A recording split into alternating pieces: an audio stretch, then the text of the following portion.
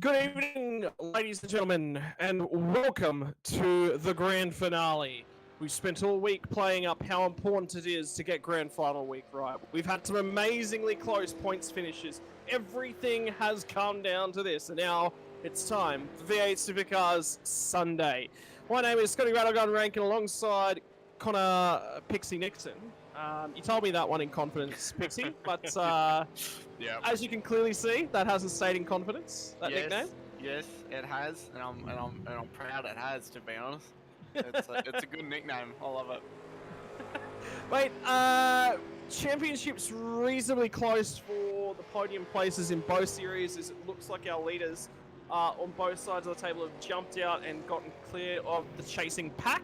But other than that, it's P2, P3, P4 are basically hotly contested, both in Super 1 and Super 2. Talk to us a little bit about Suzuka. The drivers all week have basically been saying, oh, please, no, this is going to be horrendous. The racing's not going to be very good. I'm assuming that's related to tyres. I think they're all wrong, to be honest. Suzuka's probably one of the best tracks for supercars, I reckon. It's just such a big track that's flowing, and if you put a wheel in the grass or you know, your gear change is wrong, your whole lap's gone and you lose a spot or two. And I think it's such a critical track to learn because it just shows you where your weak spots are, you know. So yeah, I think it's the best track to go racing for the supercars. Well, we're going to settle ourselves in here to Melville Corporation qualifying, and this is indeed already such a large chunk of the way through as drivers are starting to come down and get themselves onto what is going to be their first laps of the night. Anyone in particular that you've got your eyes on at the moment, Connor? David Coleman, I'm quite curious about because I know there's a battle between David Coleman and P3, but David Coleman's been racing in a Sandown 500 all day, and so has Jamie Dyke. And I've heard in rumours that these guys just perform under, you know, they'll go and do an endurance thing, come here, then just absolutely blow it out of the water. But I'd love to see just how they go today, just in their endurance, because I did that today, and I tell you what, I am knackered. So I wouldn't be surprised if David Coleman or Jamie Dyke just have a little wheel lock up or a little bit of wheel spin, because yeah, my legs and my arms and my back are killing me. So yeah, definitely I look forward to that. But yeah, this Super 2 looks awesome too, like from P2 to P5 I think it is. Yeah, I think that'll be terrific to watch and see everyone just go for that. Go, you know, to the wall with the cars and just blow the tyres off them. But well, yeah, they need to keep the tyres though at the same time though. We're going to be finding out about that in just a few moments as the drivers have set sail on their first qualifying laps of the evening. And already starting to come through. Drivers are looking good at the moment. Michael Quash is starting to put in some really good lap times. There's a lot of purple across the bottom of the board because nobody's set a lap time yet. That's why you're seeing those. Yep. Yeah, they're all purple sectors. I mean, that's kind of good. I mean, if you did see purple sectors, you'd be like, I'm on, let's go. But yeah, they'll probably get across the line and go, oh no. But yeah, I mean, I wouldn't be surprised if some of these guys pump out some pretty crazy times. Yeah, well, they're going to try their absolute best to kick things off. And we'll see how they do indeed get themselves going. Right, who is on a cracker? Who's on a flyer? Alan Dawson's going to come out across the line. Quash will be the first to get there. Clutterbuck's immediately behind him, so the TMX teammates will get the early running. Yeah, the TMX car behind them must have some serious draft. And we have the rest of the boys coming across, Century, and I keep forgetting that team every time, but one of the Century guys came across. I think that's Pete. I could be wrong. Yeah, Peter Pavlovich, I believe that one was as well. So lap times on the board, it was Pavlovich. Pavlovich is out nice and early. Yeah, definitely. You want to be out early around this track because it's such a long track. The track can actually change mid-lap, which is kind of crazy when you think about it. But the track could change. So like, there's been some sessions I've been in. If you don't get out on that first lap, the track could change by 2 degrees. So yeah, all these guys out first. Yeah, definitely envy, 100%. Ty Delaney is going to roll himself off a pit lane at this point in time as well. Looks to be a fairly empty track. I will say we've got about 18 drivers in at the moment. I'm actually got my eye out for Andrew Cowan, who I was expecting to be out on track already. Yep. Andrew Cowan's been doing really well with his racing recently. He's definitely improved. Has indeed, yeah, he's put himself a long way forwards. V8 Supercars in particular. Alan Dawson was the driver that put the thing on pole position so far. Jamie Dyke in practice set up best lap of a 2:01.391. Dawson's just done a 2:01.447 and has improved from his practice lap time by about 2.5 tenths of a second. So he is on a fair few flyers. With those sector times coming through, they're not improving these drivers on their second lap, so it might be time for them to tow back to the pit lane and have another crack at this one. Yeah, 100%. You'd go back around and either change the tyres or just go for round 2. 100%. Yeah, all these guys, like I said, they'll be pushing. But yeah, these tyres definitely blow off pretty quickly if you push them hard. Righto, so trying to settle ourselves in and see who's going to be coming across. Dean Sinkovich has started to put together some nice lap times. Paul Gerlin was quick in the second sector, so he improved slightly there. Other than that, yeah, not a huge deal coming through at the moment. Our Powell's been doing pretty well in his lap times. I remember racing with him a very long time ago. It's good to see him getting back around and doing some good times. And who else? We got Aaron Dawson. Yeah, it's crazy to see one of the Super Ones in there too, mid pack of the Super Twos. Which is crazy. Look at. Another thing I want to kind of talk about Rattlegun is Baby Delaney. Let's call him. Yeah, he's doing well. Yeah. He's working on it. He's been improving as the season's gone on. He's definitely improved quite a lot already. So. Yeah, that kind of scares me, Rattlegun. Yeah, I don't want another Delaney on the track. Yeah, one's more than enough. But yeah, that kid's got some pace, hey? Like just with his dad just leaping most of the guys in the competition right now. It's good to see another little Delaney. Oh, who's that? Oh, that's Greg Johnson. That's a lot of lit up rear tyres and fronts too. Good looking car. Blue stands out. Does really pops. And was that? Who was that we're on board with just there? Was that that's Gerard Sanfuentes? It looked like he was having a good old wiggle through 130R.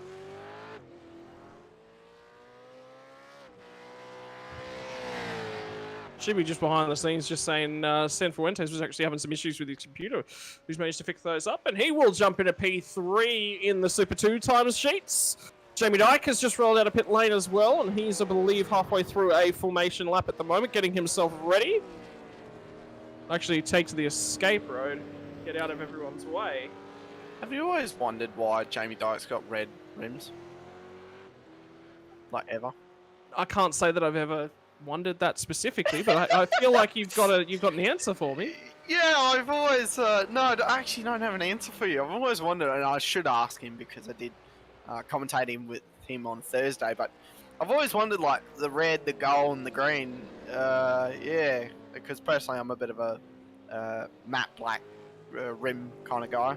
So yeah, always wondered that. But anyway, of course you are. Of course you are. yeah, it's just a me thing. Makes sense. Yeah. Yeah. Yeah. Anyway. Wait, is it because it goes faster, you reckon?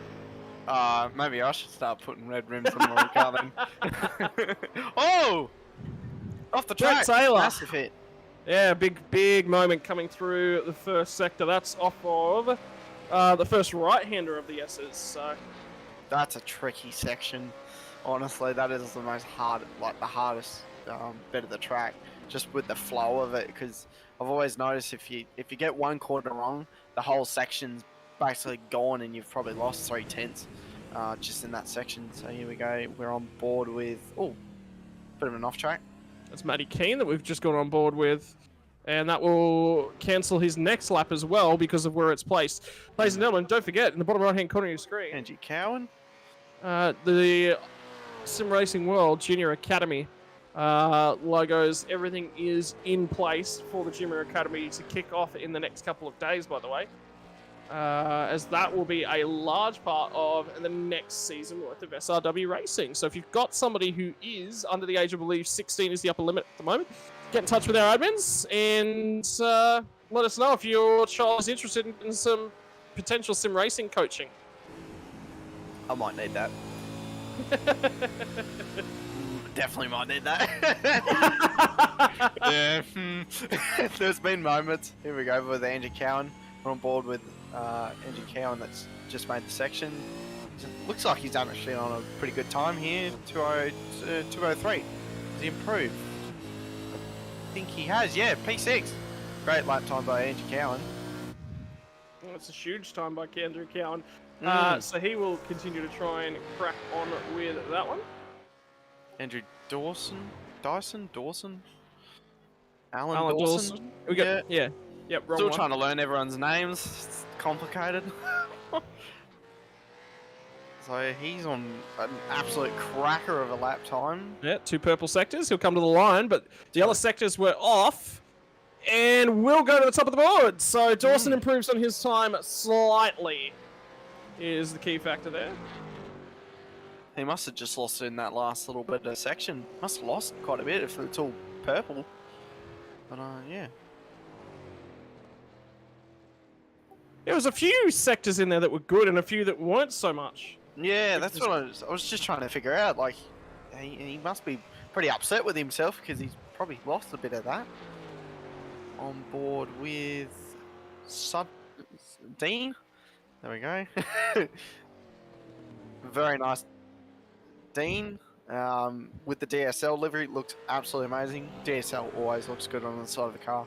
Always loved it. But it come across the line, 204.8. He hasn't moved to the position, but he has improved a couple of the sectors. Who else? Greg. I think Greg is on for one. There's a few drivers towards the tail end of the lap. Jamie Dyke at the moment is set a whole bunch of his personal bests. Of course, no time at the moment. Every sector will be a personal best. No purples though, which is a shocking. No. 201.4. Doc just did. So I think he goes to the top of the table. Could be wrong. As we just lose a bit of fish in there. But Dawson looks like he's still on top. No lap for Jamie Dyke. I'm on a off track or an incident.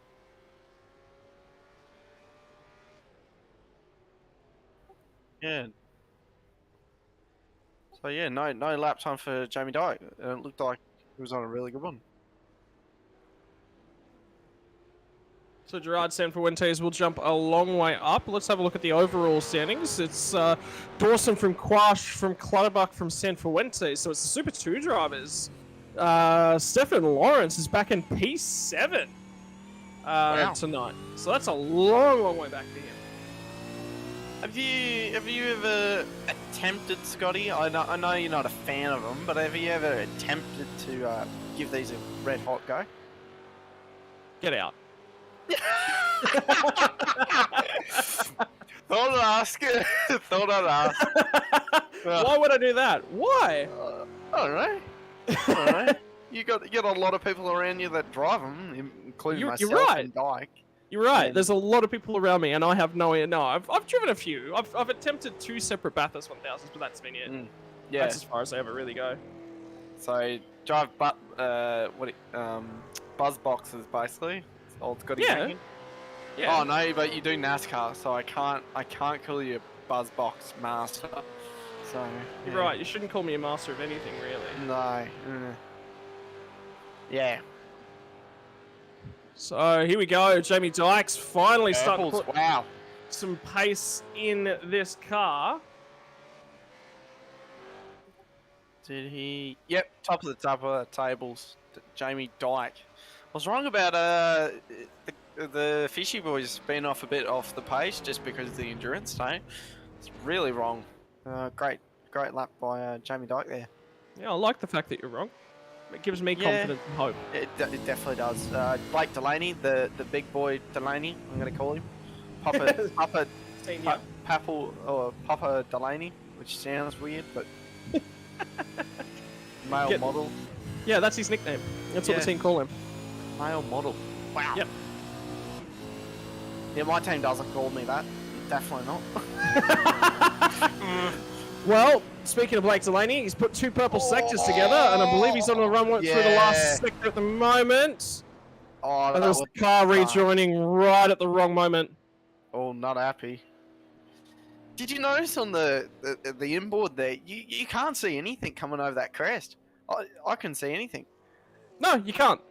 Absolutely blind. It's not even a crest. It's the inside of the track that you're looking for. It's completely utterly blind. I think there's like the tiny. Oh, Jamie Dyke sideways. My teammate will love that. He's Kiwi. Loves going sideways. Yeah. If anyone gets that reference, Kiwis absolutely love going sideways. All of them do. Most of them do. So everyone's still on their laps at this point in time. Remembering that now that qualifying has concluded, these guys can continue on right through on the current lap, provided they started the lap when the session ran out. David Coleman hasn't put a lap in, right? Oh no, he's on one. So I think we're gonna. Yep. So the session, no one could go out now. So we're just gonna wait for these rest of these guys to come across. Jamie Dyke's put a purple sector, so he's gonna improve. See what time he does. Another one. He did a 2:02.9. Wow, that's pretty remarkable. Well done to Jamie Dyke there. Quick, yep. So that will take him to the Melville Equipment Corporation qualifying pole position. And he's picked himself up quite a few of those this season. So he will chalk another one up. And I think we have an empty track. So qualifying is run and done. It's now locked in. And your pole position is going to go to Jamie Dyke. David Coleman, in the last few moments of qualifying there, will snap himself onto the front row. So another fishy lockout. From row number 2 will be Alan Dawson and Michael Quash, who were only 5/100ths of a second different. Very close with David Coleman and Jamie Dyke. That's very close. Incredibly so. Well done to David Coleman. I know he's got a lot of pace around here. David Coleman, he's always been really quick around here. I've raced David Coleman around here. Did Blake Delaney put a lap time down? Don't think he did. No, Delaney got balked by Stefan Lawrence later on in the session there. Stefan was trying to rejoin off of 130R after he was spinning towards the left-hand side, and Blake just apologising in the sim at the moment. So yeah, he wouldn't be too happy, old Delaney. Anyway, he's our grid. That's racing though. That is racing. It is. So, it is. Go for it, Rattlegun. Well, your final qualifying session of the season has been run and done, and the numbers are there up on the board. Off of your pole position and front row is the Fishy Motorsports drivers, P1 and P2, Jamie Dyke and David Coleman. Alan Dawson, your third place in Super 1, is row number 2 on the inside of that one, alongside Michael Quash, and that Team X Global Racing driver has been improving as the season's gone on, and he will line up on pole position for Super 2. Stefan Lawrence off of row number 3 on the inside for Right Sim Racing. Daniel Clutterbuck off alongside of him. Gerard Sanfuentes and Matty Keane. Matty Keane only needs P7 in the championship to seal the deal, and that will be his target here tonight. Further back, we're looking at Petar Pavlovich and Andrew Cowan. Cowie has been running really poorly later on in the season. He's needed to put a couple of really tight finishes together, has not been able to put those ones together. There's nothing he can really do. He's going to be a long way further down the list. Mal Powell and Paul Girland, the Whiskey Runners entry and the DSL Racing entry, are going to be the second last row, the first row outside the 10. Ty Delaney, the Fishy Motorsports entry junior team. Brett Taylor, Dean Sinkovich, Greg Johnson, Michael Locke, Adam Hughes, and Stefan McCartan are going to be your safety car drivers. Blake Delaney all the way back there, not sitting qualifying time. Stephen Sinkovich and Greg Leake. And finally, Caleb Girland rounds off the back row of the grid. And that is it. We will set ourselves here for the final start of the season. 1 hour of action to come your way. That's a long 1 time in hour. a supercar. Yeah, that's a long time. That's a stint. Lights are up. We'll wait for So, lights are going to come on. The final time this season on the run to turn number 1 from Suzuka, and we are off and racing. And the Fishy Motorsports guys get a really good start. It's going to be, though, Alan Dawson, who gets a reasonable start off the second row, tries to slow himself in, and Stefan Lawrence has had a blinder. He's jumped a couple cars on the run down into turn number 1, and Sanfuentes will settle down into P number 2, car backwards in the background, and I have a feeling that was Cowan. It is! Cowan is on the inside of turn number 1, and that is for P2 in the championship. And I think he's just hit the inside barrier again. He cannot get that car flipped back around. Cowie is going to lose P2, potentially a podium. Yeah, that was massive. I haven't seen a crash like that for a very long time. As we see Blake Delaney up the inside. This is a very interesting pass by him. He'll get it. Cowie's around again! Cowie is back into the barrier on the inside of the track, trying to get that car back to pit lane. He's spun it again. The Precision Sim Racing driver is not having the night that he wanted to cap off what has been a phenomenal season for no longer an average sim racer. No, he's no average sim racer, is he? He had a good start, but yeah, it just looked like he get caught up, so hopefully we get a replay here, but here we have the Century car, up the inside. Very good pass, very clean, up in the braking zone. This is where all your tires will absolutely scream, absolutely going, no, I don't want to grip, don't want to do anything. But while we have that, too wide up to R35, which and I think I said that right. Soon we're getting a run down the back straight, and it's going to be inside for Michael Quash. He'll bail out of that one. He's got Sanfuentes right in his rearview mirror trying to fill that one as much as possible. And Sanfuentes won't go for it early on as well. But the right sim racing drivers crawling all over each other. Lawrence has jumped a ton of spots on this opening lap. He started 6th, is now sitting on the podium. Yeah, and he's absolutely gunned everyone. No one in his side anymore. He's absolutely gunned it, and well done to him. Yeah, and even Blake Delaney made a huge amount of spots up coming through the back as well as we have a lock-up. Oh, very smart by the drivers. Well done. Fuentes nearly went wide and nearly went into the rear bumper of them. They'll try and settle it all down now when Race Control's got a ruling on us. I'm not sure if I caught that one, but we'll get some information coming our way very, very shortly. Ty Delaney straight through the pack doing a phenomenal job, and Matty Keane in Super 2 only needed P7 coming into this round to sign, seal, and deliver that championship. And he will be happy just to sit back and sit there at this point in time. That's enough. That's all he needs to do, and he'll be racing with that in mind. Yeah, 100%. When you're in that mindset, you just want to finish somewhere and where you need to finish, and that's your race, isn't it? Like, yeah, definitely. So well done to him. He'll just sit there and, yeah, do nothing really. So as we have Greg Leake trying to make an opportunity. Oh, I thought that he was going wide there, but well done to holding on that car, but Greg's going to try and get him probably up to the hairpin. So let's think about our championship standings at the end of tonight. 851 points for David Coleman, plays Stefan Lawrence's 838 for third in Super 1. The other two spots within Super 1, first looks like it's going to be locked up by Jamie Dyke. He's 970, well and truly clear, but 69 points over to Alan Dawson. Dawson's 50 points clear of David Coleman, but only 13 points separates Coleman and Lawrence. So keep your eyes on that battle. Pretty much whoever wins that one out on track is going to win that third spot in the championship. We'll jump over and have a quick talk about Super 2 standings. It's going to be Matty King. We talked about him. He's 54 points clear at the top of the table. Michael Quash has got a 6-point hold on P2 in that championship. Petar Pavlovich is on 892. So 898 plays 892 between Quash and Pavlovich. Clutterbuck is only another 12 points further back. So 18 points over Quash. We'll see Clutterbuck jump his way up into P2 in the standings. And Cowan, after a strong run early and even leading the Super 2 championship, has fallen by the wayside as the rounds have gone on. He is a distant 5th place and pretty much out of it. But him and Paul Gerland will be competing for 5th in the championship. 6 points separate those guys. That's effectively the drivers that are competing for spots here tonight. Cowie's going to absolutely trip. So we'll have a replay of the DSL Welding series, which here action replay. There's Andrew Cowan.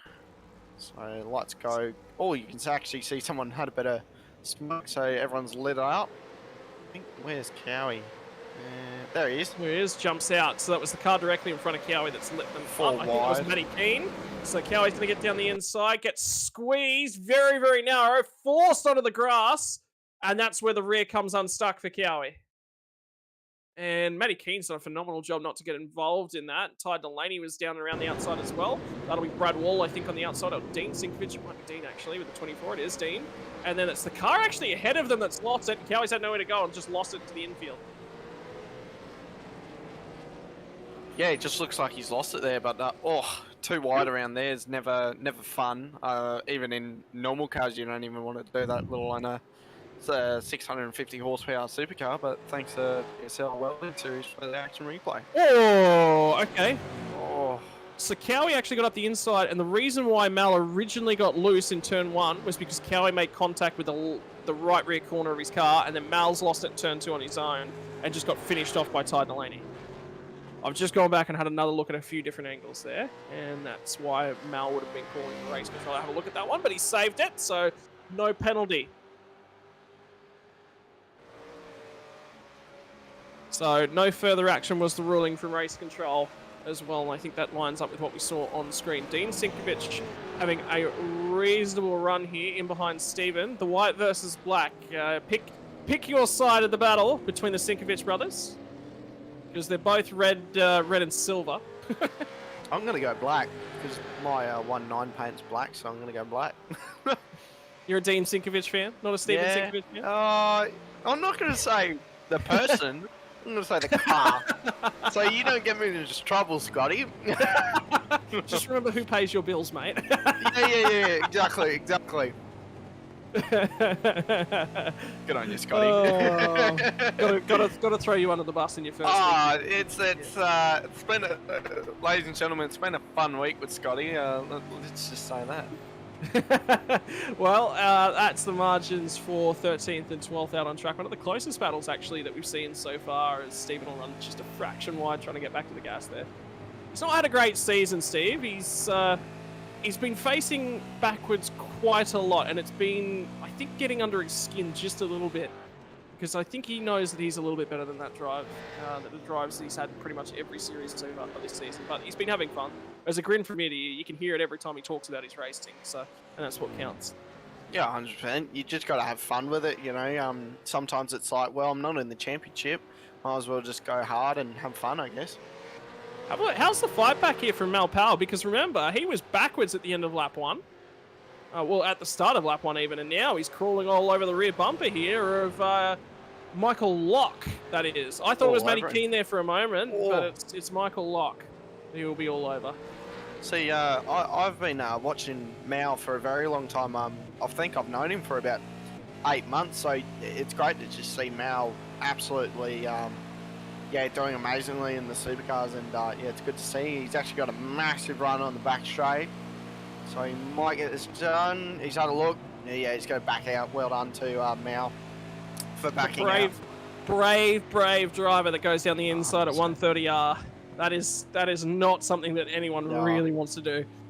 I think I've done it twice, and I've both made it, but it is the sketchiest corner you'll ever be on. As we have Blake Delaney up the inside. Yep, Paul Gerland's going to be defending himself from Blake Delaney.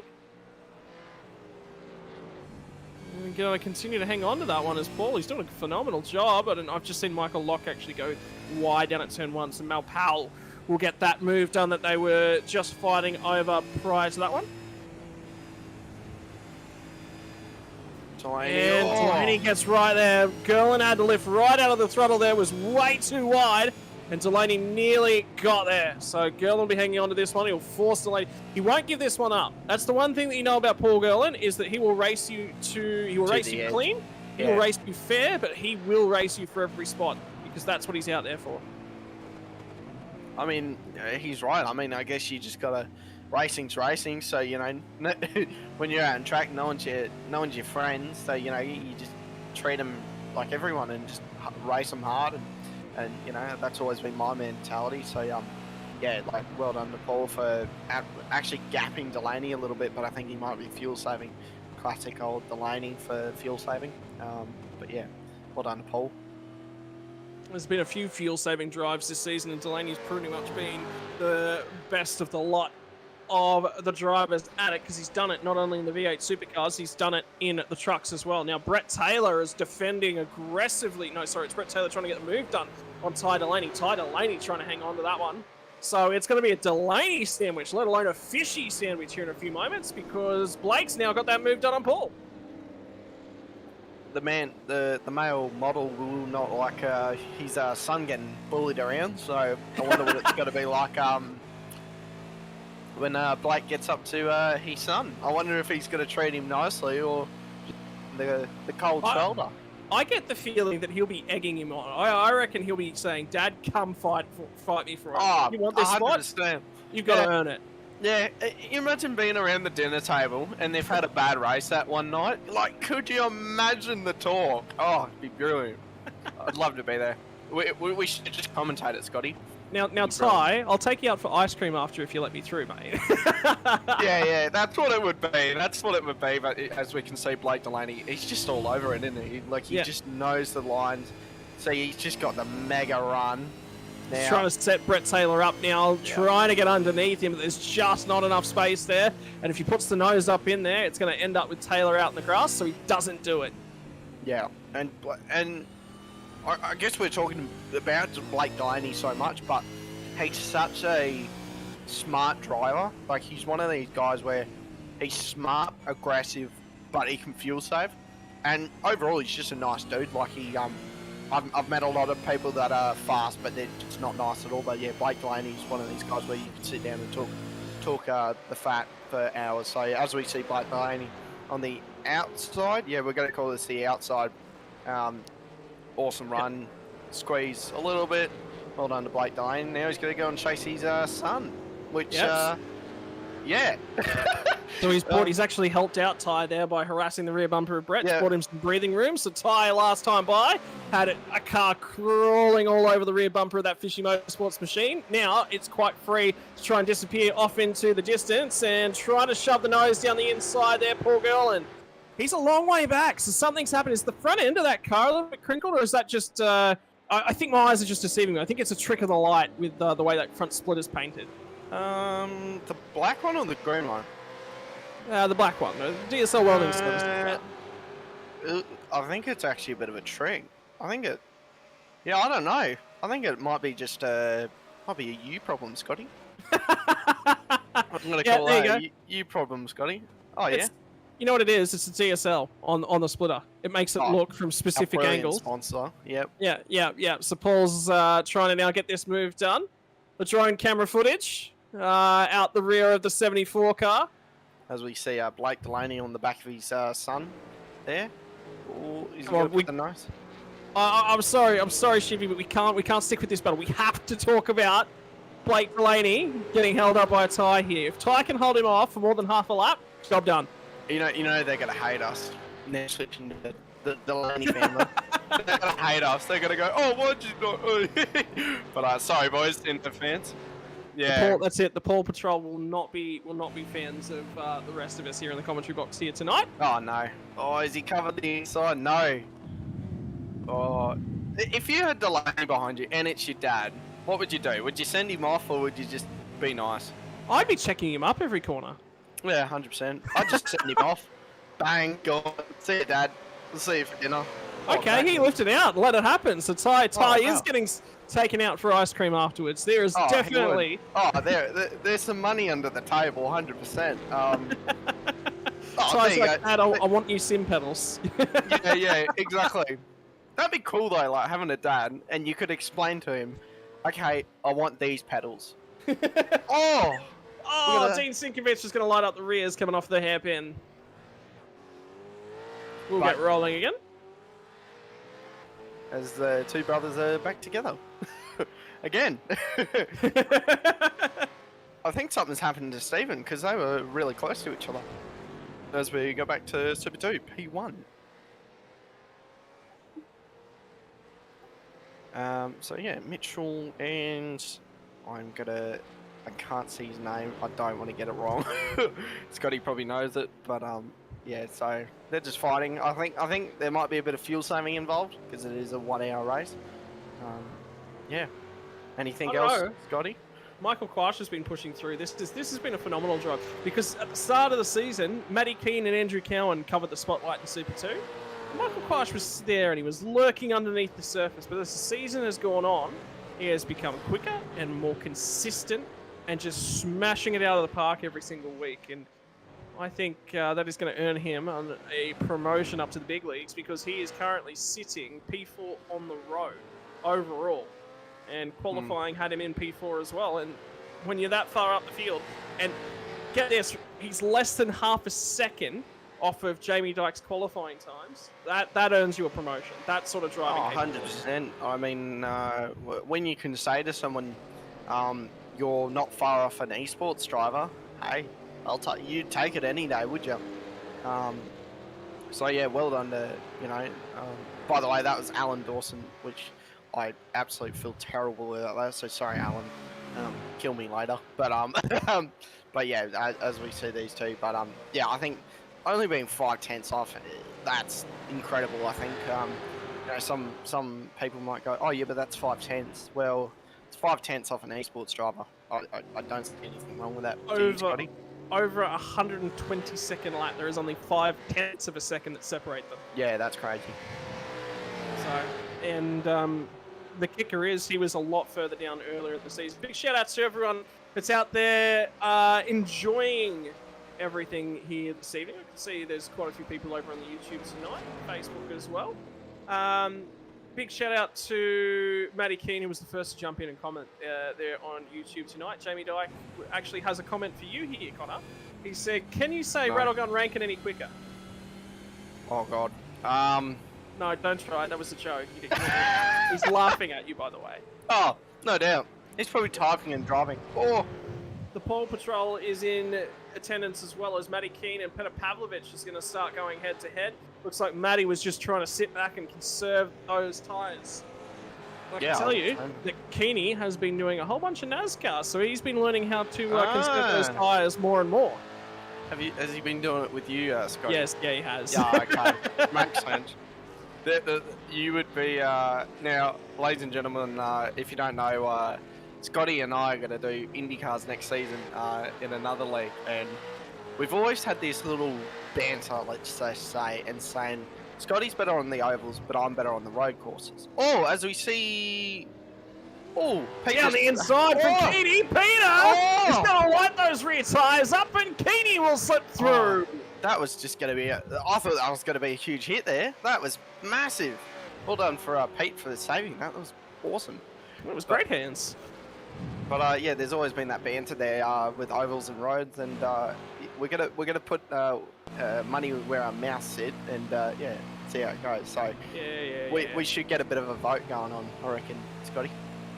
You're only saying that because there's more rounds in that championship that are on the road courses, and you know. I know, and I love it, and I love it, absolutely love it.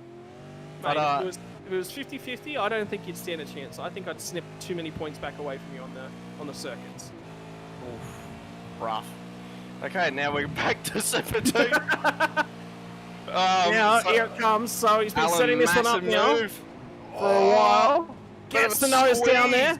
Bit of a lock-up too. And he will bail out. And now he'll try and rebuild the run. Gets right to Alan. Rear bumper. And a wiggle on the AstroTurf for Alan Dawson. He wants to get online. He wants to sail up the road. And Michael Quash is just a big old obstacle in the way. 100%. I think that was so smart by Mitch. Was hugging or squeezing Alan just enough so Alan will go, okay, I don't have it. I'm going to back out. I'm going to leave it. And Alan's just locked the wheel too. So Mitch has gone, hang on. I can use this as my advantage, cook his tyres, then I'll just drive away. And that's what he's doing. I mean, you can see they've already got that gap a little bit, so very smart driving from both of them.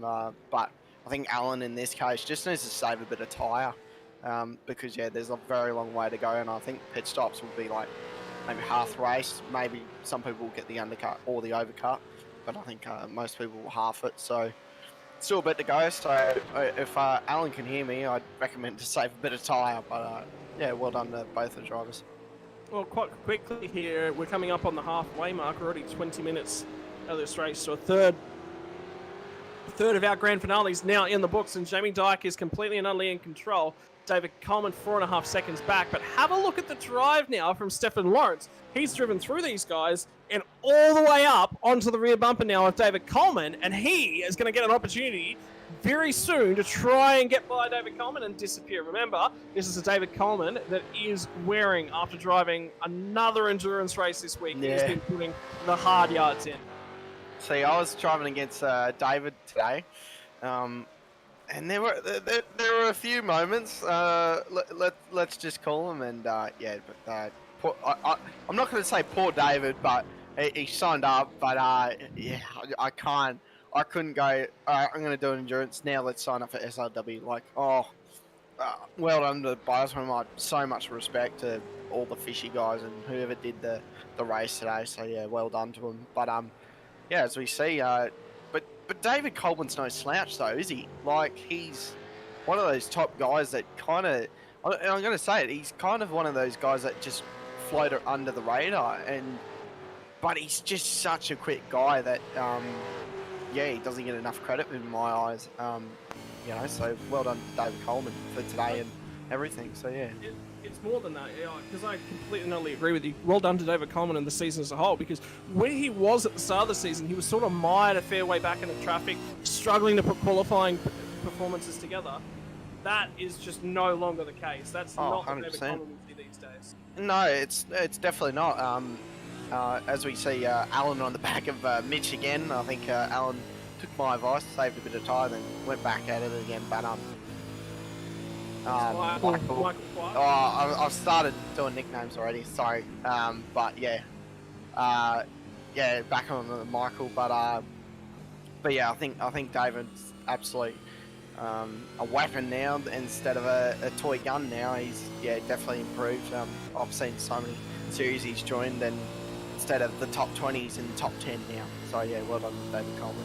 And very quickly, the top 10 has become the top 5 as well, because he's hunting down those last few points in the championship as well. So now they'll settle back down again. This battle between Alan Dawson and Michael Quash is not going away, and Dawson wants to get through. Now everyone's going to start coming through the pit lane, and we are 8 minutes short, 7.5 minutes short of the halfway mark. So that is quite critical. I did see somebody in the pit lane last time by, and I want to say that it was... I want to say it was Paul Gerlin. It was somebody around Gerlin.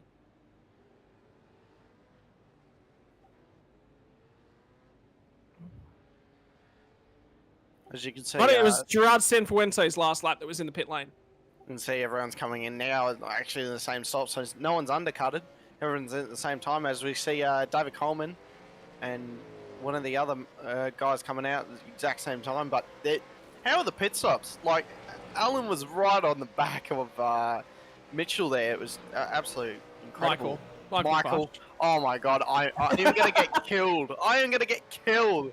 I'm gonna get a big old message tonight. That's for sure. But yeah. But some of the pit stops there, they're on the back of the bumpers. So yeah, I'm surprised no one's just quietly just pushed them along a little bit and given them a bit of a penalty, because no one did that recently, not at all. But yeah, well done to them. Yeah, well, we'll continue on after our first round of pit stops, and Stefan Lawrence still attached to that rear wing of Davey Coleman. So Coleman is going to continue to have this rear view mirror filled. This battle's not going away anytime soon. There's nothing wrong with a filled mirror, is it? No, it's just, you know, it's when it dives down the inside every corner. I think that battle between Quash and Dawson's going to continue on consistently as well. So don't ignore that one in the background. See, here's my question: would you save a bit of tyre, or would you push now? I'd go, because you're still going to have to stop again. These guys only got to 22 minutes. Yeah. Yeah. Yeah, true. Yeah, you're definitely not wrong. I think that's what they're doing now, is just pushing. Well, they're going to have to get on with business. As you can see, the other guys are just right behind them too. Wow. They're not far apart, are they?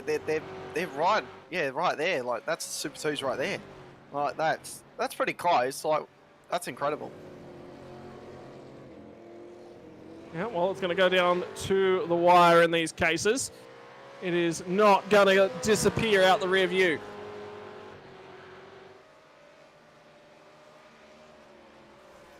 Keeping our eyes up and down the field as well. Cowie's driven back through. He's just got past Malpal by the look of things. And now he's on the back bumper of Ty Delaney. That's Blake Delaney who's driven his way up to Mr. Keane. And we'll fire down the inside here on the run into turn number 1.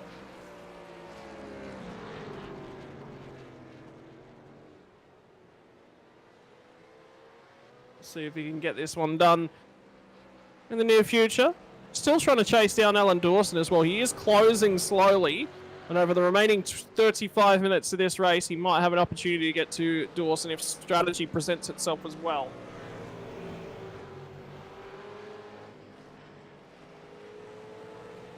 Just had a look at the stats, Rattlegun. Don't do that. Yeah, I know, it's scary. Okay, right. Blake Delaney started in 20th, and he's in 9th. That's a big game. That's 11 spots. That's a big gain. It is. It's huge. Huge gain. He's going to get another one here right now as Matty Keane will be escorted by the wayside. Take that, Keeney. Yeah, he will. He will be watching, and his team will be watching as well. Is the other thing. So if I don't cop it from Matty after the stream, it'll be from one of the other guys. Jason, if you're listening, or any of the other SLM. You're always in the dunny, aren't you? Yeah, mate. I never pulled myself out of the poo. I'm always in the poo. Well, I was attacking you on Wednesday night. I'm pretty sure. Who's been attacking you recently? Everyone. Everyone? It's not, yeah. It's consistent. That's all. Ladies and gentlemen, I'll send you Scotty Rankin's email out, so go ahead and fire it away. Love to see that. Joy. Yeah. He's on Facebook too, ladies and gentlemen, so go on to Scotty Rankin, and you should find him. Well, I'm giving up commentary. We've now gotten... Scotty. What are we going to do, mate? I'm going to find something else to do with my time. That's what I'm going to do. I have too much fun with this. I can't give it up. No, I am too. Being new to the broadcast team, this has been awesome.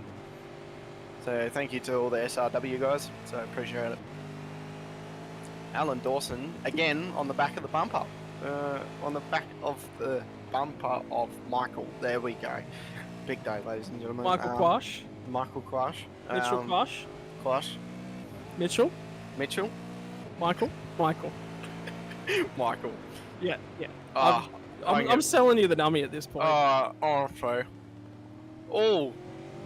No? Nah. I'm curious, because I wonder if Alan's like kind of like just teasing that bumper. I'll just put it up a little bit.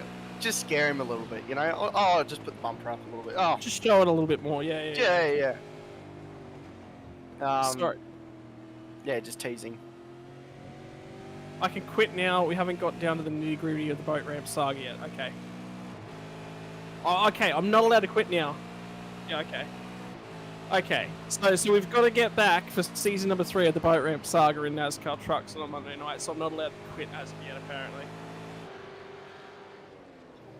So, you know, our fan base comes up with stories for us to read off on a Monday night, Connor. It's, down the inside from Dawson at the chicane. Dawson just shoved a nose at the chicane and had to back out. So there's 2 battles now going on, thick as thieves. They're both going for it. I'm watching both battles because I don't want to take my eyes off of either one of them.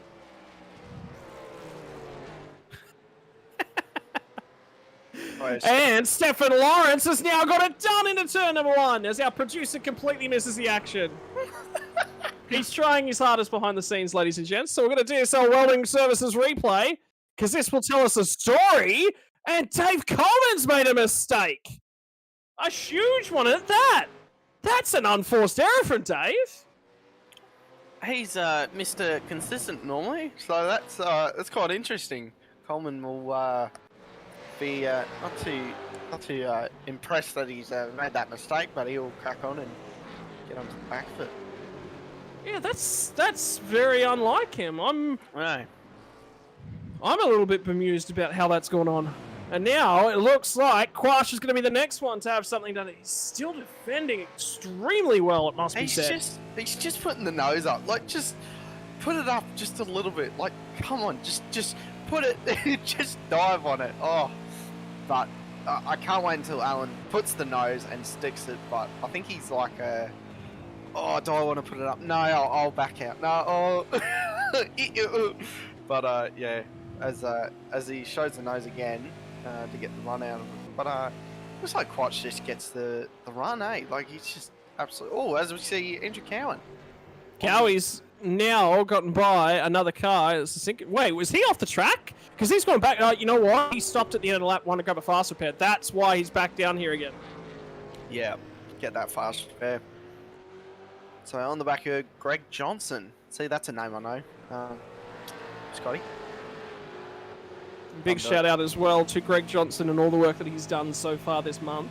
We've raised over $550 now for prostate cancer awareness. And down the inside, defending once again on the run to turn number 1 is Stefan Lawrence. Coleman wants P2 back. He's not happy. He wants to get the move done.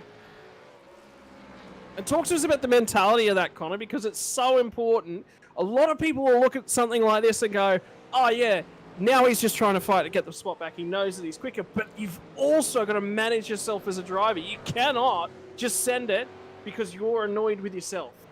Yeah, like as we see Andrew Cowan go back up the inside. I thought he had a wiggle there. Cowie's down the inside at Spoon of Greg Johnson, and he will force Cowie. the wrong way around from Cowie. Gets it down the inside, gets the job done, and gets out of there.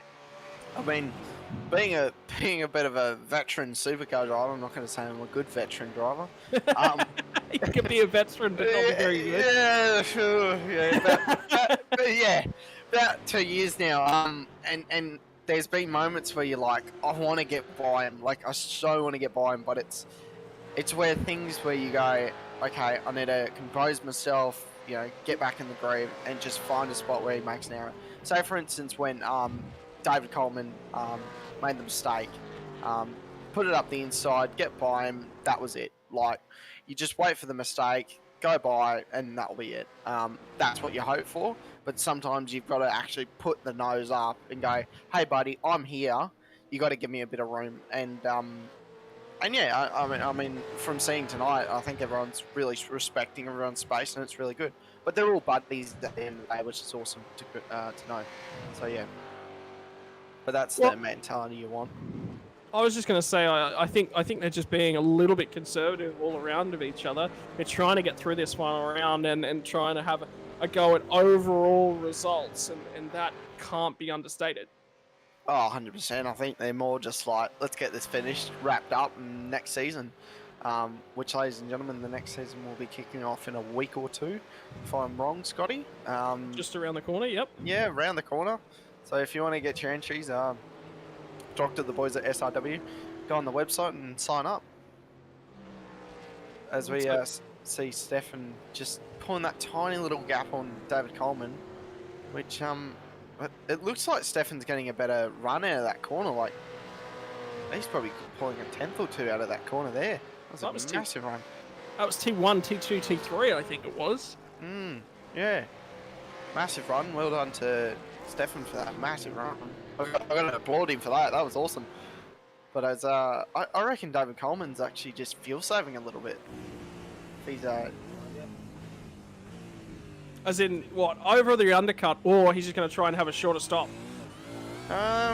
Well, I think he just wants a bit more of a slower stop. I've always noticed with the fishy guys, you always, if you're in a race with the fishies, you just clutch in every second corner you go to. Just okay, now clutch in.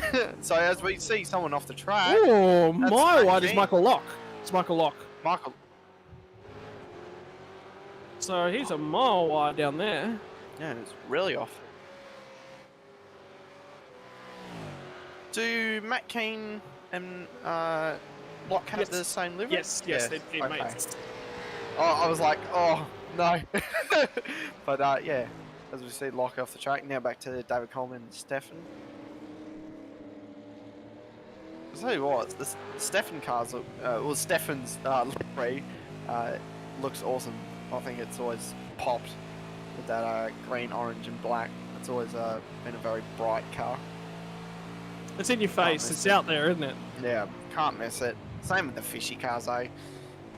They did a lot of retro liveries today. Oh! Down the inside, Coleman's got a nose a long way up there, but it's not far enough.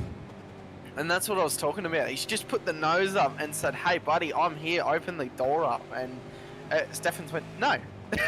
Just straight up no. So well on to Stefan for just holding. See if David puts another no.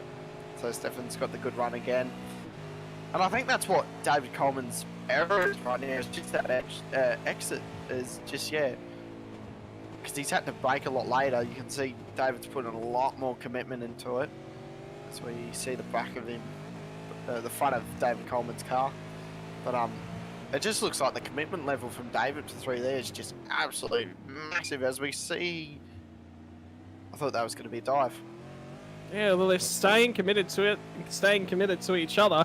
And at the moment, I can tell you that Michael Quash in behind these guys is starting to run away from Alan Dawson as well. And he has just taken a couple tenths out of these guys. He's 3 seconds or so back down the road, but he is starting to come. And the other thing is, he's taking a lot of time out of the leaders, mind you. He's taken 0.3 of a second out of Stefan, 0.2 of a second out of Jamie Dyke. So they're starting to come back to him. Yeah, definitely. We should actually have a look at Dyke, where he is. If, oh, yep, there he is. So it's only just up the road? Yeah, not far up the road. He might be just fuel saving, as Fishy normally does. But yeah, you see Jamie Dyke, he's just cruising along, trying to get this race wrapped up in the series winner. If you were Dyke, Scotty, would you turn up to the race or would you leave it? No, he has to. He has to. He needs the points. He would not confirm the title without turning up tonight, so... Yeah, right. There's 150 points on offer. Oh, wow. Yeah, definitely you want to turn up then. But that's all. That's basically all he needed to do tonight, was just show up and that'd be it, signed, sealed, and delivered. Yeah. Which was the same for P2 in the championship as well. Looks like David Coleman's tyres are a bit more worn than Stefan's. It's just attacking the corners completely differently.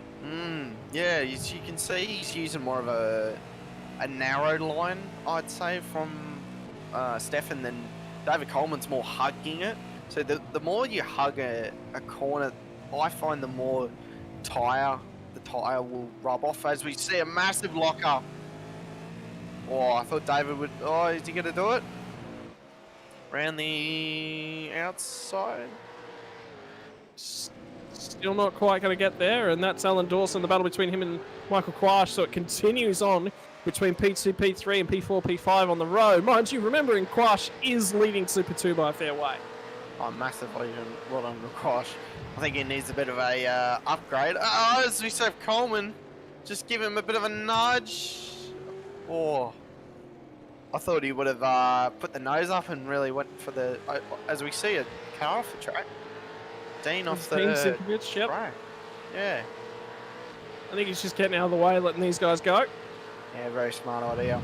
So mission accomplished. Yeah, you don't want to get in front of these guys.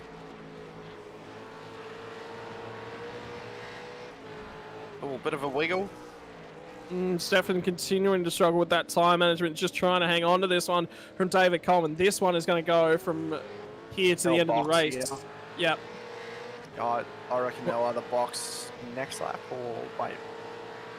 Well, I can tell you, Dean Sinkovic has just gone back into the pit lane, so he will jump out of the traffic. And Dawson has really closed in, just in behind these guys, back onto Michael Quash. So that battle as well still hasn't resolved itself. Look how like the difference of David Coleman's driving style is different compared to the Stefan. As you can see, like Stefan's going to go a lot wider. David Coleman's going to hug the. Yep, but Stefan's going to hang on. I think Coleman was about to fire it down the inside. So Lawrence is focusing on the exit of the chain of corners. Yeah, so because David Coleman's got a bit of slip, he can. You're a bit faster down the straight, so Stefan's like, right, I'm just going to get a good launch out of the corners, make it as big as possible, get the foot down a lot easier, and just not smoke the tyres. And I think that's what Stefan's plan is. And David's like, let's go. Like, you know, I want. I'm ready. Let's boogie. Yeah, let's boogie. Yeah, let's dance. So, yeah. But both respect to these guys, it's very clean. Oh, as we just see David Coleman just right on the edge of the track there. You don't want to put a wheel in the dirt. Oh, you can just see the brakes. David Coleman's rear brakes lighting up. Didn't think he was going to stop it there. Oh, he's massive side swipe by David Coleman. So we see Matty Keane down the inside of Ty Delaney and gets that job done. Finally, it's now happened for Matty Keane. You'd be pretty impressive with yourself passing at Delaney, wouldn't you? Because I would be, definitely. I'm like low-hanging fruit, or just accept it, just claim it. No one's yet dived into pit lane, mind you. I'd say that just about all of these tanks will have one more lap of fuel left in them. Yeah, or yeah. I mean, like I said, I think Coleman might have a little bit more. As we see Delaney up the inside at Spoon, now going onto the back straight. You could almost call it the back straight, but it's kind of like a little kink here, then you got another little straight, but I'm going to call it the back straight, because why not? Well, Dawson and Sanfuentes are going to dive into the pit lane, and that is Alan Dawson trying his best to get himself any form of an undercut so that he can get clear of Michael Quash. He's blinked first. We'll see if he can get the job done. Final pit stop of the season now underway for our V8 Supercars drivers. Just about the entire field, covering the entire track here tonight. Sanfuentes is going to trundle now down off of pit lane, and that will be the final time that he will come to the attention of his pit crews. This is it. This is the run to the flag. With 17 minutes left to run. Another car is going to come to pit lane. It's Paul Gerlin, and another one in the background as well, trundling down the lane is Mal Powell. With these pit stops too, you just want to hit your marks, put it in either neutral or first gear. Stop the car, hit your marks, bang, tyres, fuel, then just get a smooth exit as we see Dave Coleman a bit sideways. I actually thought Stefan would go for a bit of an undercut, to be honest, and kind of gap David Coleman a little bit, but looks like both of them are staying out, which is kind of smart because you want those tyres for the end. But let's this battle for the end. So they will try and settle themselves down. I was thinking that one of them an undercut. Ton of smoke at the last corner. I think Steven Sinkovic was the car. Might have been around. He's in the vicinity of our race leaders. And he just said something on the radio as well. So I have a feeling it was definitely Steven Sinkovic. And drivers coming to pit lane. Michael Quash says, I've got to cover off that undercut. And he will come down pit lane as well. So now it is in Alan Dawson's hand. This has got to be a great run. Jamie Dykert was trying to fire down the inside of Steven Sinkovic. Sinkovic just barely touched the grass. All on his own. Gave Jamie Dykert a little bit too much for him that time. He doesn't need help, Steven. He'll get that move done. Don't need to help him. Don't give him any. Thanks for DSL Welding Series for that replay there. Awesome shot by those guys. Thank you. But yeah, anyone's driving with Jamie Dykert, don't give him the the most most room in the world. There we go. So there's a few guys that were just discussing something that might have gone on in the background. Yeah, what's going on there? Alan Dawson Massive. and Michael Quash as well. Unless there's a speeding in pit lane penalty being applied to Alan Dawson. David Coleman went for box. Yeah, everyone has now completed their final stops. Yeah, there's a massive gap. There's two massive gaps. It's not just one. Massive. It's both Alan Dawson and Michael Quash, both of them. So either they were a lot further apart than any of us thought, or something fishy has happened there. No punt intended.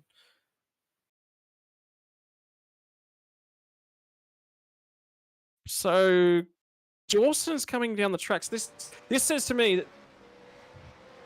So this is them rejoining the surface. So yeah, I've got no clue. I don't think David Coleman's done his stop. No, that's what it is. That's what it is. Yep, the top three Yeah. cars are yet to do their stops. Yeah, That solves the question. Like, but I was like, no, that can't be right because I think a hole in, like, if you speed in pits like 40 seconds or 20 seconds. yeah. So yeah, I didn't make sense for me.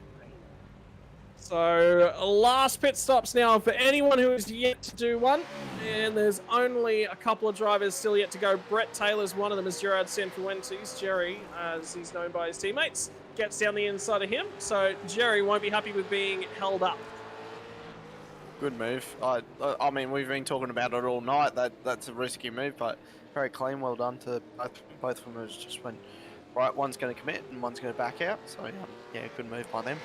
But that's what it takes, and that's what good driving standards looks like, is knowing, and a lot of people will sit out there and go, yeah, but I want to see people race hard all the time and not give up the space.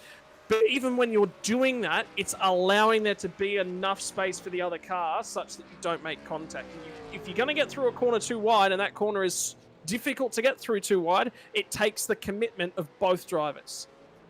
I think what it is too, though, Scotty, is like, because it's getting broadcast, these guys have sponsors, and sometimes when your sponsors see that and go, oh, he's a bit of a rough driver, we don't want him, okay, pull the sponsorship. Sometimes it's like that, or but sometimes guys are just smooth, clean and consistent drivers, and yeah, most of these guys are the option 2, but there are guys like that in your other leagues that definitely need option 1. So yeah, but yeah, good driving by both of them. See, I go the opposite way. I don't see it's necessarily down to a sponsorship thing. I see it as me as the driver. It's my responsibility to make sure that I finish as far up as I possibly can. And the only way that I finish is by looking after my car and looking after the people around me. If I give space, they're going to give space back, generally. But if I give no space and we make contact, well, it's race over already. Yeah. I had no space given today, which was fun. Won't name anyone, but yeah, there were a couple of drivers that would give no space. And sometimes it's just disrespectful. When drivers don't give you space, it's just plain disrespectful. And yeah, sometimes you take it for a bit of a hit and go, oh, hang on, you don't like me, why is that? Then you go, oh yeah, that's why. But yeah, yeah, a bit of an example for you, ladies and gentlemen. Just what kind of goes behind the scenes with these guys, as we see Andrew Cowan with a bit of a slide. But yeah, a lot of these guys have a lot of rivalry against each other. So yeah, when you start to race pretty consistently, you'll start to get rivalries. You'll start to not like someone, and sometimes it's like that. But yeah, like I said, option as we see Andrew Cowan. Oh, tries to get down the inside of Greg Leake and just has to bail out of that one. Leakey was having none of that. And something I learned about Leakey as well today, was not interested in racing, didn't do any racing, nothing, prior to retiring. And he retired, and then he picked up a steering wheel. Picked up a sim, and now this is where he's going racing. That's where it started. Yeah, wow, okay. See, I'm kind of with him because I used to be, I wasn't quite a big fan of racing, but like now I'm just a huge motorsport fan because I do the racing, like IndyCar, Supercars, and all that. So yeah, definitely I kind of get where he knows where he's coming from. As we see Andrew Cowan back on stream. Gonna have another crack at Leaky. Only half a lap later, and he's right back underneath that rear wing. Doesn't take much, does it? Team Greg Racing livery is going to go defensive down the main straight. It's going to be forcing Cowie to go the long way around on the run down into turn number 1. Cowie's actually in the better spot right now. As we see Karen just braked a lot later and just got the move done. Well done to Andrew Cowan. Great pass on the outside. But you'll laugh, Scotty. Oh! Oh! That was a massive good save by Greg. He's hung onto it. He's tried to take himself nice and deep down there. It DSL hasn't worked Welding out. Series. And he Action will replay. little himself back in. Oh, wow. Massive slide. Wow. Oh. He's hit those brakes pretty hard.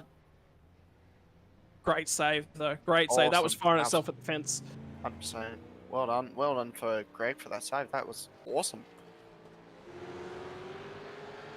Yeah, sometimes you don't save slides like that. So yeah, well done to Greg. But I want to claim that. I think that's what he's learned from racing in the truck league.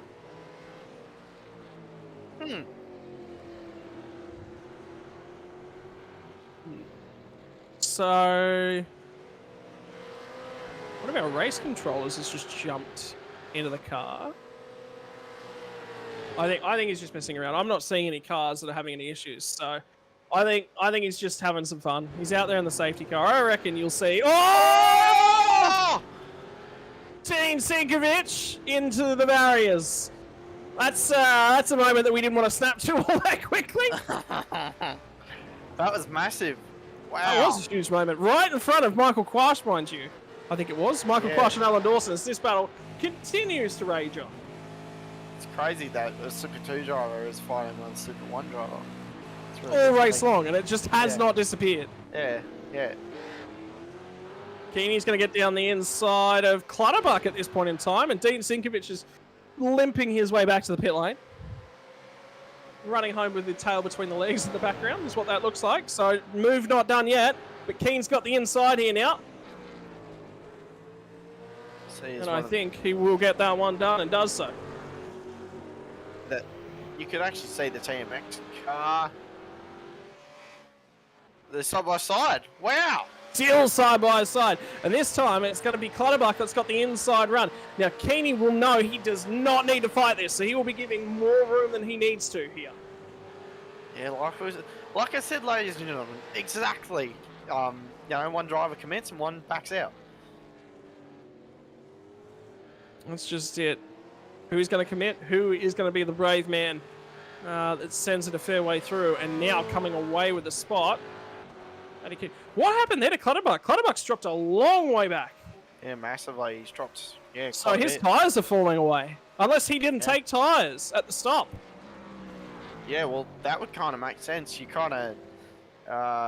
there's a thing called a black box, ladies and gentlemen. You go through it and you tick your tyres on or off.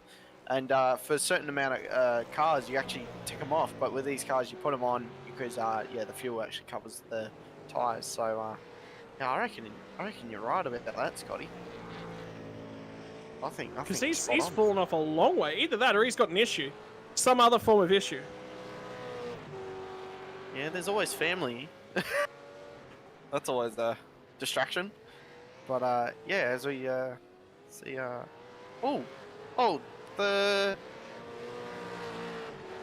The positions have been swapped. Between? No, Dawson and Quash have always been this way. Oh, okay. Oh, I just took both the cars and I was like, But, yeah. As we come up to their teammate. It's teammate. Fun. So, Quash will try and continue to hold this one down. Let's see how he does with it. We are into the final 5.5 minutes of the season now. This is it. There is no going back. Jamie Dyke has continued to do what he's done all season long, and that is just disappear into the sunset. He is going, gone, and he's been gone for about the last 40 minutes or so. 10 seconds is now the margin back to David Coleman, and David Coleman's going to gotten that one jumped back once more on Stefan Lawrence, and Lawrence is now 2.5 seconds back up the road. I reckon that's in pit lane. I reckon he transited pit lane a lot quicker. Yeah, let's have a look at the pit lane times and see where that's come from. And yep, there it is. Yep. Yeah, you know what I said too about the fishy cars fuel saving? Yep, there it is. I'm never wrong. Yeah, like I said, like you just see that. I mean, for example, don't listen to him, ladies and gentlemen. Yeah, don't listen to me. As you can see, Blake Delaney's 42.4 seconds, right? That's pushing. So is Jamie Dyke. You can see just in the middle, 41 for Alan Dawson, so that'd just be sitting behind the other car. Then you've got David Coleman, 38.4. That is a massive gain. That's 2 seconds in the pits, or 4 even. So yeah, that's a massive gain. At the same time, he's trying to keep his options open. So he wasn't backing off. He was still fighting reasonably hard, but just making sure that he got the job done. Just another fishy thing. Would you give it up? Trust me, Scotty, I have studied these guys quite a bit. for team purposes. Let's just call it. Is fishiometry a study at university? Yeah, yeah, pretty much. Yeah. 1-9 telemetry study fishy. That's what it should call. Yeah. Fishy 101. Yeah, pretty much. I could write a book about these guys, honestly. Honestly. What a drive it has been, and how consistent they are. That's the difference between them and the pack. Yeah, 100%. I think, like you've got a driver like Blake Delaney that is just a very consistent, aggressive, fuel-saving, guy. Then you've got Jamie Dyke. That's just the pace is just unreal. But he still knows how to fuel save. You know what the funny thing was? I was talking to him Thursday and said, "Oh, what do you think about the supercars on Sunday?" And he's like, "Oh yeah." I was like, "Aren't you gonna win a championship?" Yeah. Like, that was it. Like Jamie Dyke's a very focused guy, and he focuses on this stuff quite a bit. So, you know, he deserves every bit of this championship just because he's a very focused guy. If he loves something, he commits, and this is what he's done at SRW, and he's doing it very well. And ladies and gentlemen, I have information for you as well. We are beyond the point of no return. There will be no safety car in our season finale. We're beyond the last 5 minutes of the race, and that means that is it. There will be no going back. So, battles on track. Clutterbuck has managed to track down Matty Keane once again. So he hasn't just sat by the wayside. I wonder whether or not he wasn't short on fuel, actually, and he just had to get himself back into a fuel window. Yeah, maybe. Could be. Look at how the lady turns that in. Look at the steering lock applied to get the car through the hairpin. And then they'll build it back up. Run down to the end. David Coleman's now set a 4-second margin. That was a huge slide from Clutterbuck. Yeah, I think those tyres are screaming at this point, so we can see him going down a few gears, trying not to get a brake lock up because you're still braking and turning. As we see Johnson just off the track a little bit, so another correction by Daniel. But as you can see, like, Greg went off because he probably was braking and turning, and the cars went no, and it's probably just turned him off. And as it hits the sunlight straight on, he's actually understeered a little bit through the corner. And that's Greg Johnson as well, just ahead. So lap traffic to finish this off, and Steven Sinkovic. So this is two cars fighting for position right ahead of Clutterbuck and Matty Keane. So these guys will have a huge couple of issues in this last few laps. Well, the last lap now as they've grabbed the white flag. There is 1 lap left in Sim Racing World season. What are we? Season number 4, Shimmy? 3. Only 3. Season number 4, and as the sun sets on season number 3, who is going to come out on top in this little battle here as well?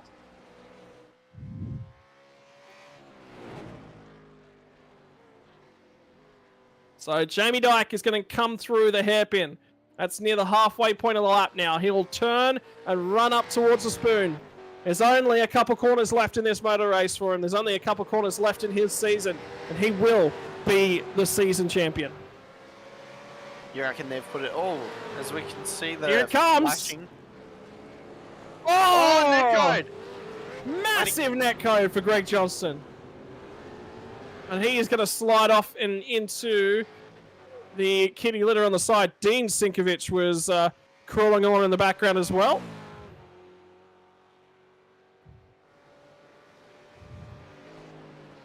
So Jamie Dyke will cut through 130R. There's a chicane to go, and then he will be crowned season number 3's champion. What a consistent driver, Jamie Dyke is. I think he's just done a masterclass of a round. So last round of the season of Supercars season 3, as Jamie Dyke comes across the. Yeah, stop watching the broadcast, Jamie. We know you're watching. Well done, mate. It's a good way to wrap up season 3, isn't it? Yeah, and it's going to be Fishy 1-2. David Coleman's going to home P2 and Stefan Lawrence in P3. And Michael Quash nearly gets them both at the line. So they both just about ran out of fuel. So that's how tight it was. This is the end of the season, ladies and gents, so you better have enough fuel to get that burnout in. Ain't no cooldown lap required. I think he's given that one up. No, yeah, okay. So, yep, so the position is decided back at the exit of the last corner. There's a line, the line is all the way back up at the top end of the straight. So Matty King will get that one locked in. Peter Pavlovich is going to cross the line now as well. And the field will continue to trundle their way through. Greg Leake will be the first driver off the lead lap. Andrew Cowan at this rate is going to be the last driver on the lead lap. He's done an okay job. You'll be disappointed with how that started. And burnouts and celebrations have begun.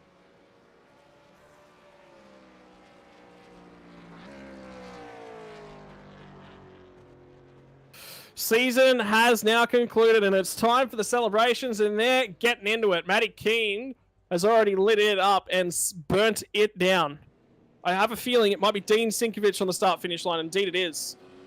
And there's 2 drivers left to finish their season, Michael Locke and Andrew Cowan. Locke is now across the line. Cowan's the last one across. The male model will get there and finish his season off.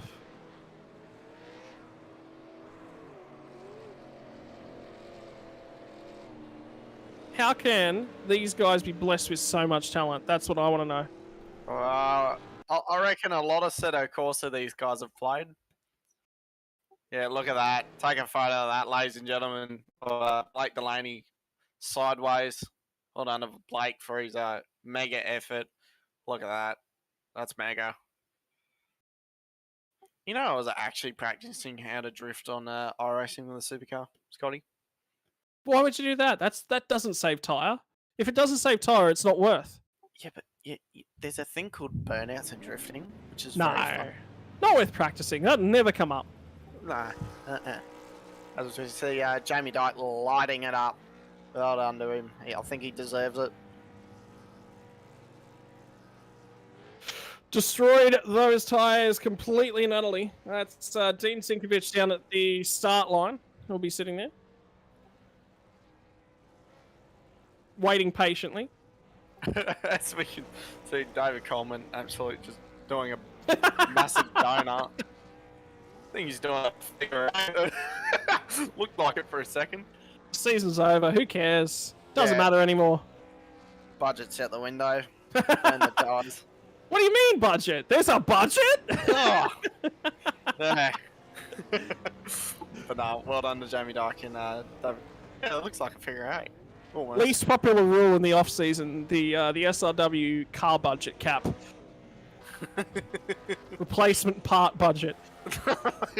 Be pretty big for you, Scotty, wouldn't it? Alright, that's enough out of you. Actually, I had a great conversation with Scott Callahan about the What are they? The radicals. It turns out Yeah. I messed up his rear diffuser a couple times throughout the season. I didn't make contact with him. There was no 0x, no nothing. But we net coded, and his rear splitter was rear diffuser was just messed up. Yeah. There you go. Yeah. Just legacy iRacing cars. Yep. Yep. As we see, one of the performance sim racing cars just Sam absolutely burning it to the ground. Oh, God damn it, Leaky. Just doesn't even look at him. He's just going for it. Well done. Bet you, he's got a hand out the window.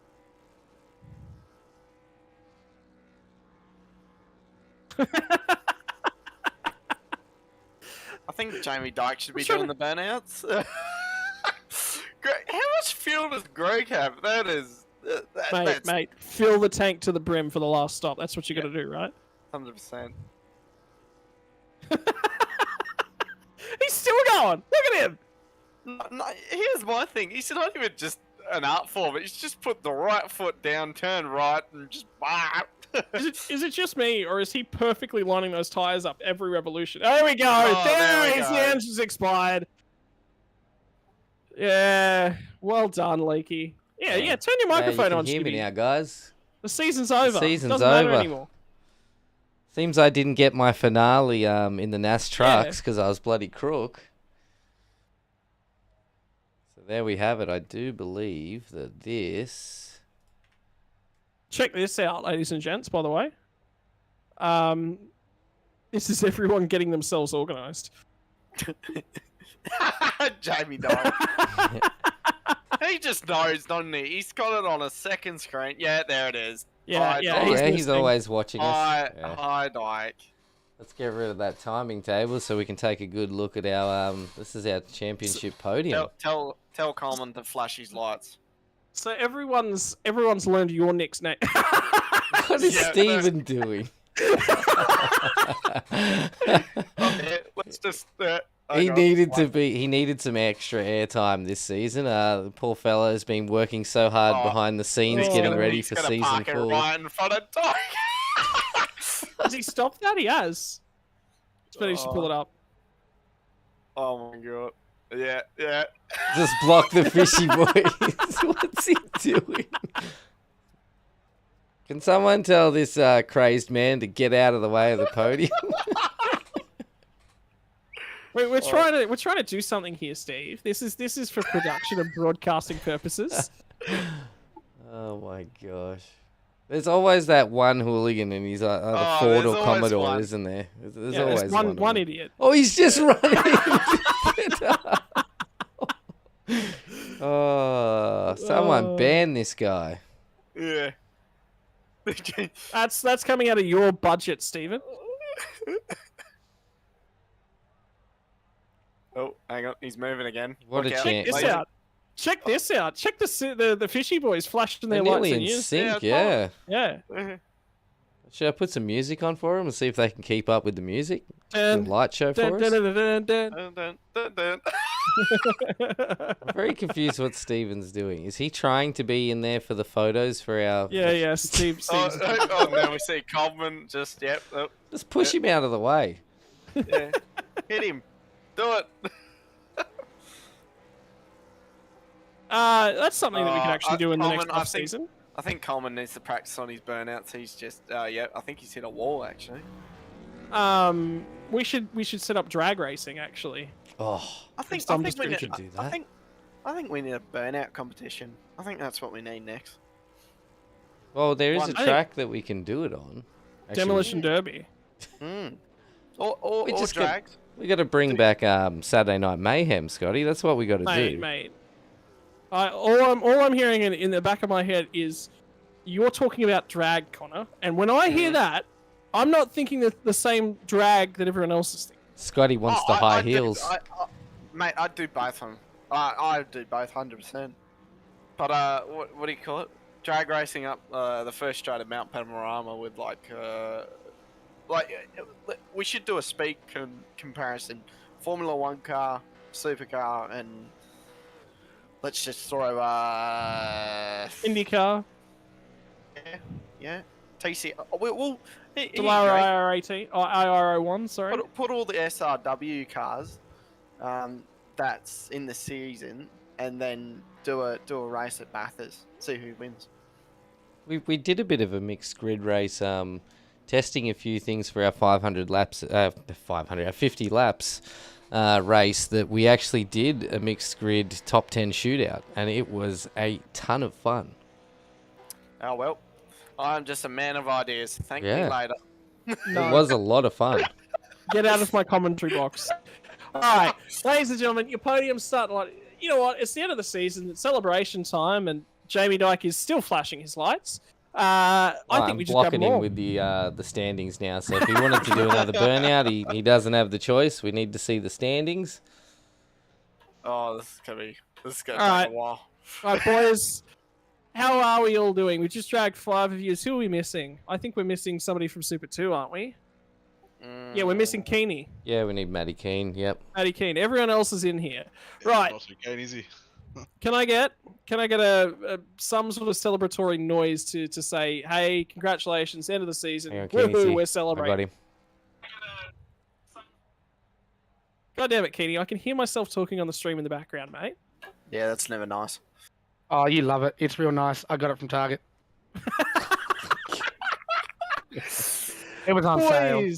Boys, season's done. Championship's all well and truly over, and I think that came out there. And more importantly, I think you guys saw what we have to deal with on a regular basis: is Steven Sinkovich giving directions and trying to drive a car. No one's taking a chomp at that one. Smart. The same driving on the freeway. Speaking of Steven Sinkovich, he joins us in the commentary booth. Steven, how would you rate your post-season celebratory procedures, given the fact that I'm pretty sure David Coleman wants you to replace his right front quarter panel? Ah, no, that was the other guy, not me. But he did ride his car off. My car was good tonight. That was He doing. didn't even leave a note either. No. I usually just leave a chewing gum wrapper with my name on it and phone number. Well, that's what I was going to say. At least leave your phone number. I don't know if anyone actually wants your phone number, but Oh, look at that. My wife might, but that's the only one on the phone. I'll take it. I have reckon it. they- I don't know if I I reckon want it's the it. best adult dating site, might. I don't know. Do I have to buy him dinner first? all right. I'm We'll work easy, our way Mac- up Mac is- in terms of a reverse finishing order from Super 2s and work our way up. Keeney, you came in here tonight. I know that you and I have been talking a lot lately, and I know how much you've told me that you love me, and I ignored that tonight, and I said dirty things about you, and I didn't say how great a driver you were, but I knew that you came in here tonight, you knew what you needed to do, and I think you just went out there and you did the minimum, and you made sure that you kept it clean. Yeah, well, Scotty, God needs the devil. The Beatles needed the Rolling Stones. Even Diane Sawyer needed Katie Couric. Will you be my Katie Couric? I quit. I'm off to join Keeney's circus. And that's why I'm here. no. Nah. In all honesty, I went in here tonight just to do what I had to do. I knew I only had to finish 8th in class, so when I realised that I had a battle with Klutz at the end, I thought, nah, let's open up now. Let's have some fun. And that's about the only time I really went out of the just do what I had to do. But the car felt like it was I felt like it was on a spaceship. I don't get it. You're gonna have to explain that one. You don't watch enough Talladega Nights. No, I don't. I haven't seen it. Apparently, it's on all the streaming services. I don't have access to it. Talk us through the start, because you got swamped in the middle of a 4-wide situation, and you were the guy that didn't get the launch, and that sort of caused that 4-wide situation. And then you get to turn 2, and it's 3 wide, and there's a car spinning in front of you, and the first thing that'd be going through your mind is, oh no. I saw the car in front of me light up the tires, and then I just backed off, and I was like, I'll just cruise. And then when I got to the second stage of the start and got into second, I actually lit the tires up myself. And I'm like, yeah, okay. And then I saw Cowie and everybody coming. I'm just like, all right, boys, go for your lives. Go for your lives. And I knew everybody was just going to kill each other, so it was just a matter of sneaking through. I actually bent the steering about 10 degrees, sneaking past whoever was facing the other way. I think it was Mal. I think it was Mal, yeah. But bent the steering and just had to deal with that for the first stint. But other than that, I knew the car was still drivable. It was still quick. It was just a matter of bringing the car home. Look, I think it's been an interesting season from where you're all sort of situated, because you've sort of been up at the front and quick and consistent every week. I don't think you can sit down and say that you've ever had a poor week, and that's been the differentiator. Everyone else at different stages throughout the season has taken over the reins of who's the quickest driver on that specific week. You saw flashes from Cowie. Cowie was very quick back at Fuji, very quick at Barcelona. But always in the back of your mind, you were just thinking, where's Keeney? Where is he coming through the field? And it was just pace controlled. Yeah, I know I don't have the genuine one-lap pace or that any of these guys have got. Some of these guys are really, really quick. But I knew I had the consistency. I can look after the fuel, I can look after the tyres, and it's just a matter of doing my thing. But I wouldn't say I didn't have a bad start to the season. I qualified 8th at Montreal, and bloody iRacing wouldn't let me grid up. And then exiting the pits, I got totaled. So my first round was a bit of a kick in the teeth, but I luckily had it early and got it out of the way and just did my thing. Talk to us about what it's been like racing the whole field week to week, because I'm pretty certain that we can just about say that everyone's had fun, that everyone's been enjoying themselves as it's gone on, and yeah, there's not much really more to say, is there? It's just been fun from sun up to sundown. Yeah, pretty much. Like, it's all been pretty respectful. There's not been any real nasty things on track, and everybody's been pretty respectful. So it's been fun. I don't know if it's going to be as fun going racing the bigger boys next time, but Yeah, I was about to say, you know that you've been escalated up to the next tier now. You know that you can't sit back down here and call yourself a Super 2 driver anymore. I don't know, my sign-up says differently. Yeah, but don't forget, I signed up for Super 1s. Oh, anyway, mate, it's been an awesome season. Congratulations on the championship. We'll give you the opportunity to thank the sponsors now, mate. All of, how many of them? Sorry, I struggle to count them every week when you rattle them off. I don't know. You can have a look at the car on stream if you like right now. There's yeah, I still lost count.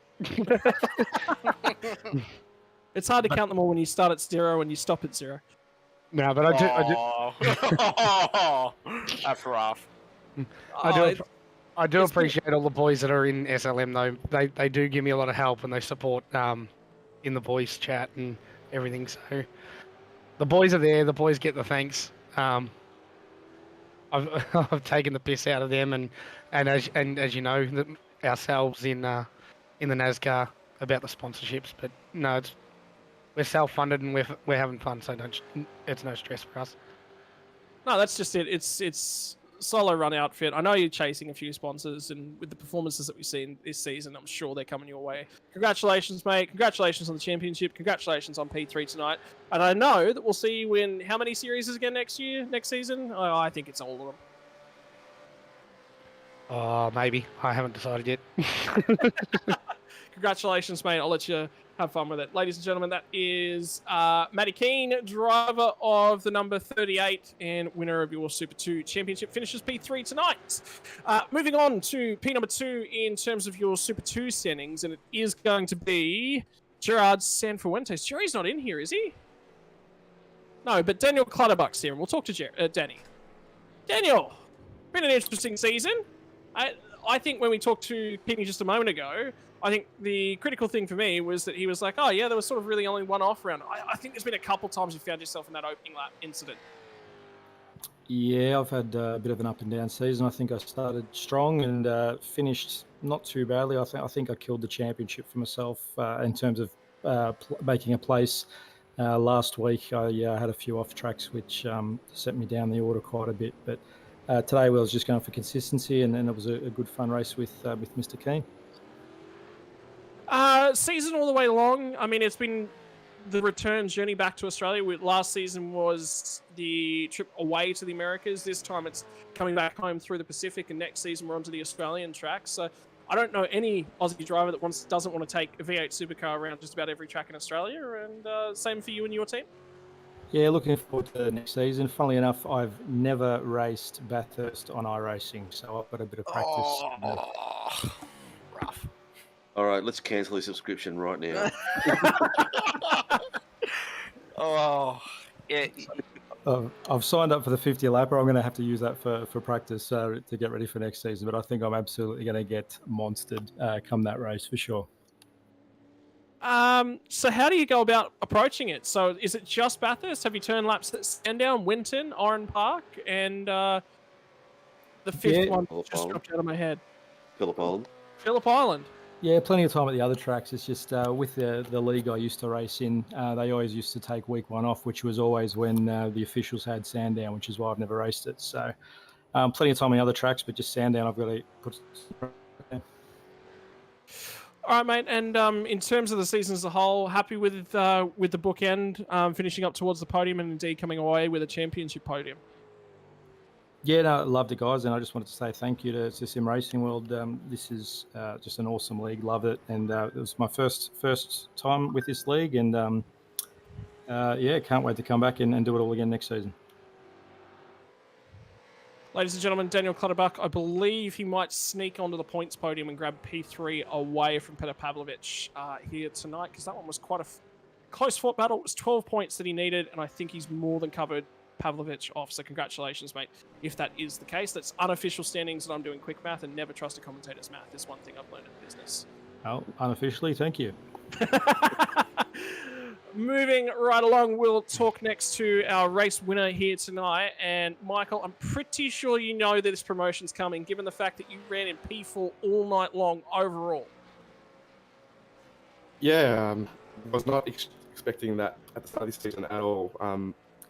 Dan Clutterbuck brought me into this, so it's the first time joining this league as well. We used to race together at the other league, so I also haven't raced Bathurst and will be needing to prep for that next season. But yeah, all in all, very happy with the result, and kind of probably need to push myself and prepare myself further for next season.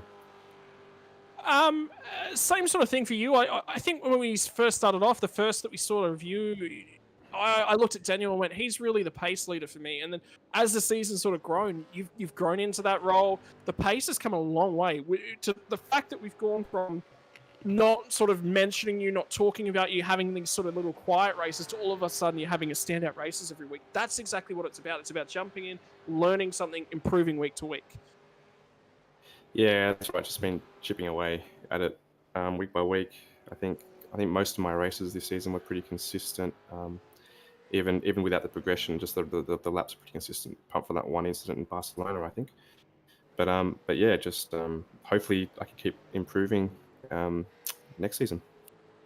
What's the target now for next season? You had a cracking battle there tonight with Alan Dawson and the Riot Sim Racing boys. I'm pretty sure both of them were about ready to tell you to just bugger off by the end of it, because pretty much you show up every week. It's a Riot Sim Racing boy from lights out to checkered flag.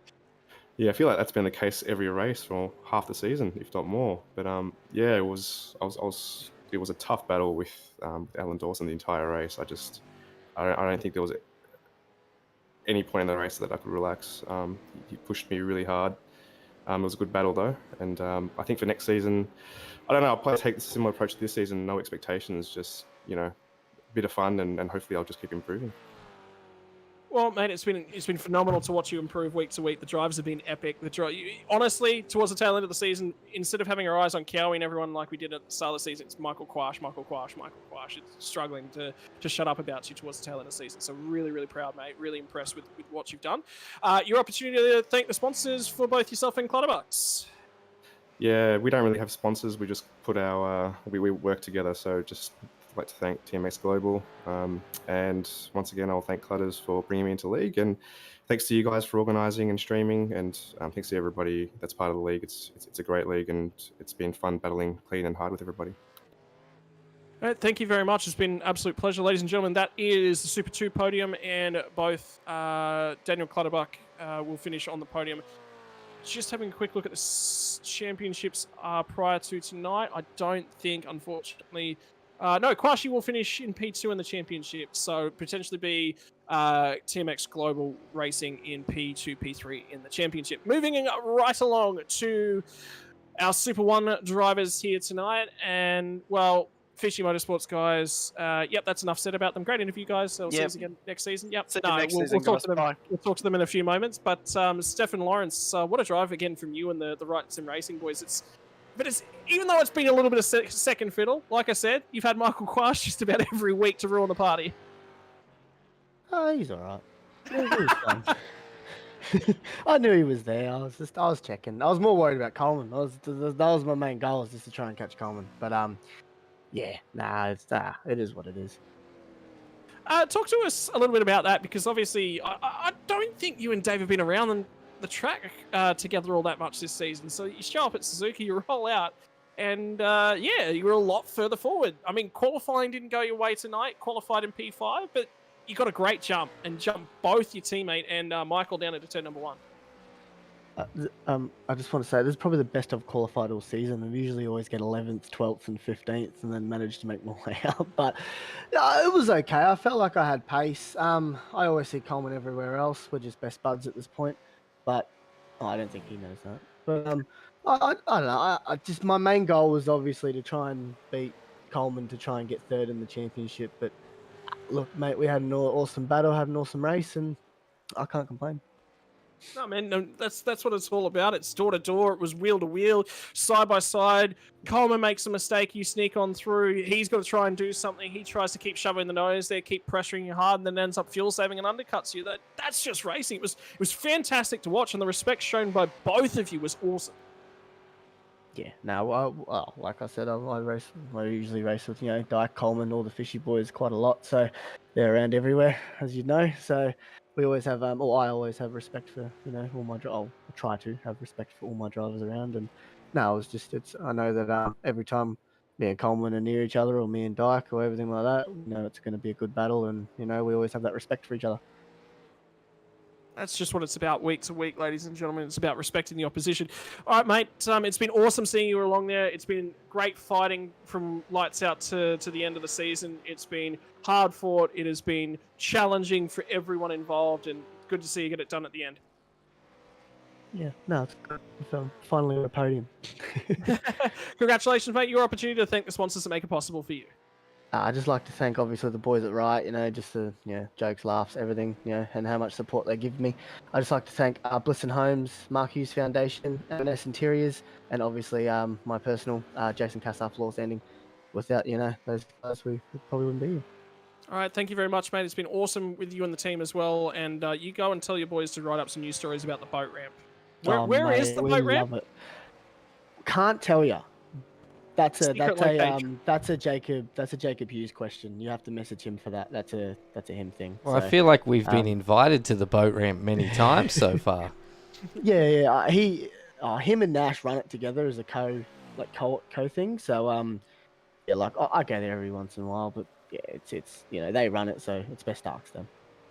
I think I need to come along and have a night, Yeah, night at the old ramp. Schoolsy's the high paying customer. He's always there. So thanks, mate. It's been an absolute pleasure again, as usual. So look after yourself, look after the boys, look after the ramp. We always do. Oh yeah, Schoolsy always brings us cats. So if you've got cats, you can bring them too.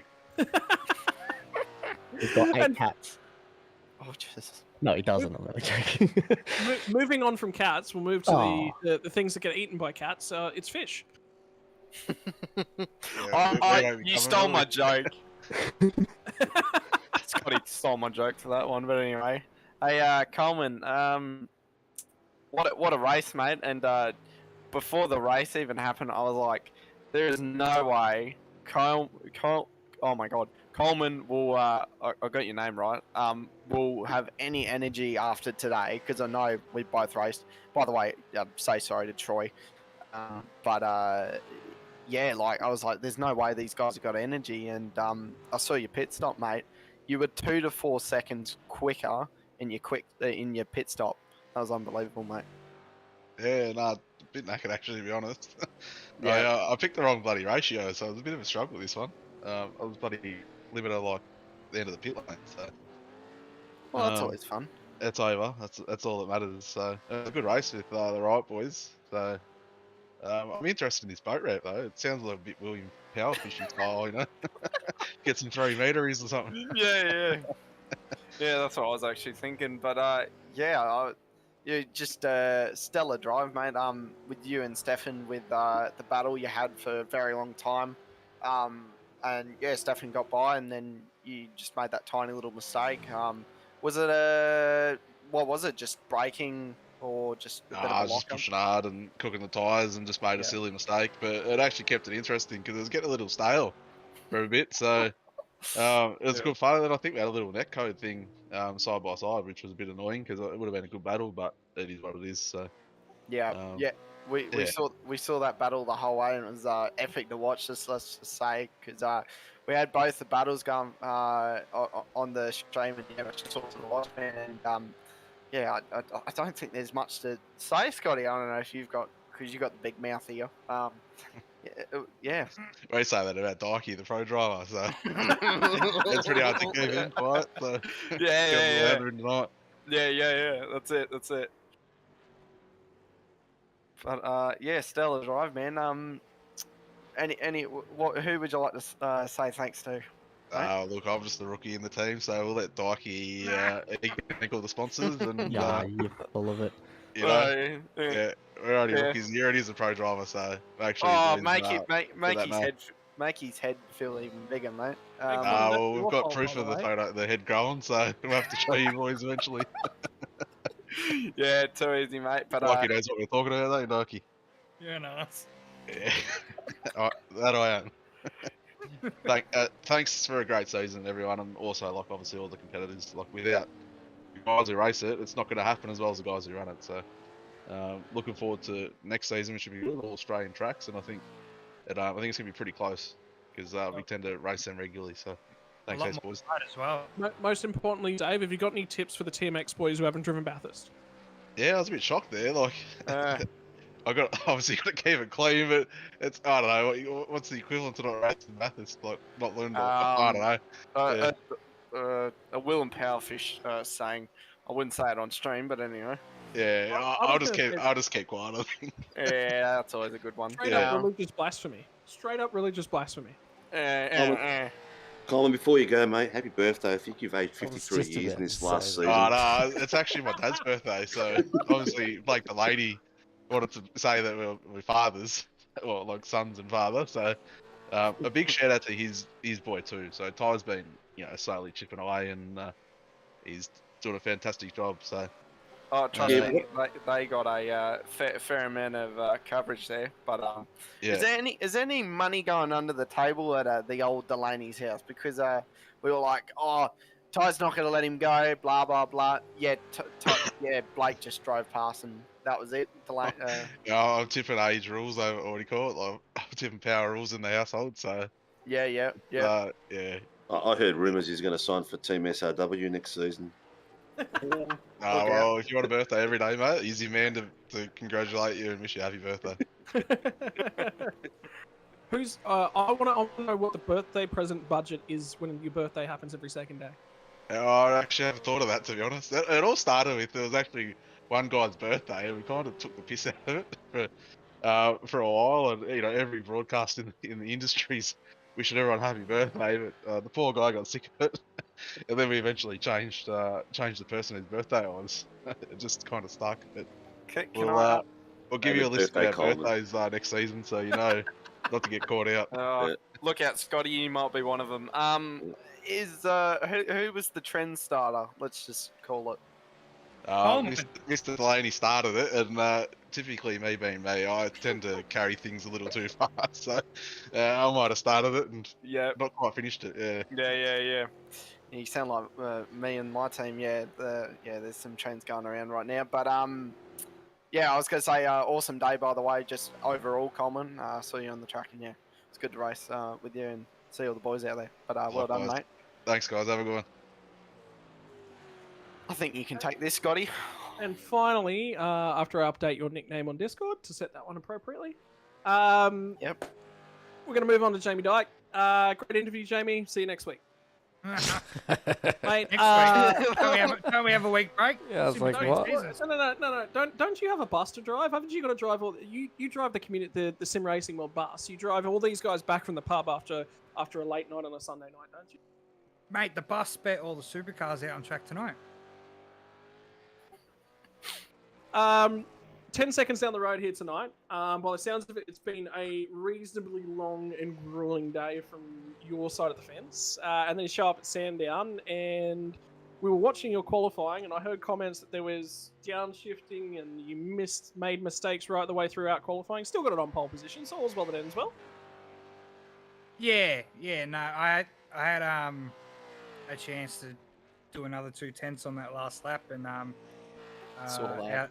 out of the last chicane, I went going up through the gears. I went straight from 4th to 6th and killed it. But you know, I didn't think Coleman was going to get as close as he did, and I held out on pole anyway. I was sorry to budge in, Scotty, but I did see that lap Dyke, and I was like, he's on, and I just saw like bits and pieces, and I was like, no, but still a lap though. But yeah, anyway, thought I'd butt in. And that's Mate, the it's last been an time interesting you'll do season that. right the way. Yep. Banned from commentating. Go on. Now it's the trip home is all well and truly done. Are you sick of racing in Japan yet? No, I love Japan. I love Suzuka, Okayama. How good was Okayama? That was a cracker. Yeah, I love all these Japanese tracks. I wish we were there more. I had a good setup tonight, and yeah, as I said to Coleman about halfway through the race, I'm like, oh, probably should have started from the back. It was a bit boring, to be honest, but nah, I run well here. Mate, you don't want to talk stay to on the back. Dave. You don't want to start the back with me, mate. You don't want to do that. All I can say is that is the book of pro driver excuses right there. Oh, it is, isn't it? Even violin. Yeah. Mate. Did I just hear? it was a bit boring out in front. I wanted to start down the back. I thought Dave would do it with. Dave, was your race boring? I don't think your race was boring. It was good fun. Yeah. Dave had a great race, mate. You only 10th up off a rookie, and he brings out the pro driver excuses. Like, done this, done that. Yeah, exactly. I actually was going to start at the back until I realised Blake Delaney connected. I'm like, I'm not giving him a win. I was about to say that because I saw him at the park and I was like, oh, this might be interesting. But another question, Dyke. I was wondering midstream because, I'm just a curious person. I've seen you for the last maybe year, and I've never asked this question. Why do you run red rims? Oh, a colour? Okay. I like to stand out and be different. Everyone else is running silver or black or, just boring bloody wheels. It's the colour of his soul. Or you could just say that you If any copied of you me, boys have mate. been on a tirade, you'll know. Yeah. And that was the same when everyone changed colours for the livery. I didn't really want to change colour. I like the green. I'm like, I'll just take a goldfish and, be special. I was going to say, what about the fact that are you a big fan of Peter Morris's big old purpley pink truck? I think that thing looks spectacular. Not really. We had we had a thing in the team of no pink for a while, and then we got that many team members that it was like, well, Mike can't say no. Yeah, I was going to say that too, because you guys just been expanding, like just bigger and bigger and bigger and better. Really, It's almost like he's a breeding. Like Yeah, it rabbits. is. And There's just a new Delaney every second week. Yeah, it's like these little I'm fish wondering, heads come has out. Michael lost my number, or why isn't he calling me? What's going on? Now, I've got a serious question for you guys. All you boys that are still in the room, what's your thoughts on the top 10 shootout for next season? Are you looking forward to it? Yep. Oh, there is one? Oh, I might do it. I don't know. Yeah. I never qualify in the top 10. It'd be nice to watch. Might be some motivation to get up there for the top 10, eh? It takes away practice of writing lines. Yeah, well, the rumours are true. We're going to have top 10 shootout next season all the way through. And we're going to kick it off with Sandown. with the 50 lapper with a top 10 shootout, and it's going to kick all the way through to the end of the year. By the way, talking about the 50 lapper at Sandown, are you fishy boys turning up or no?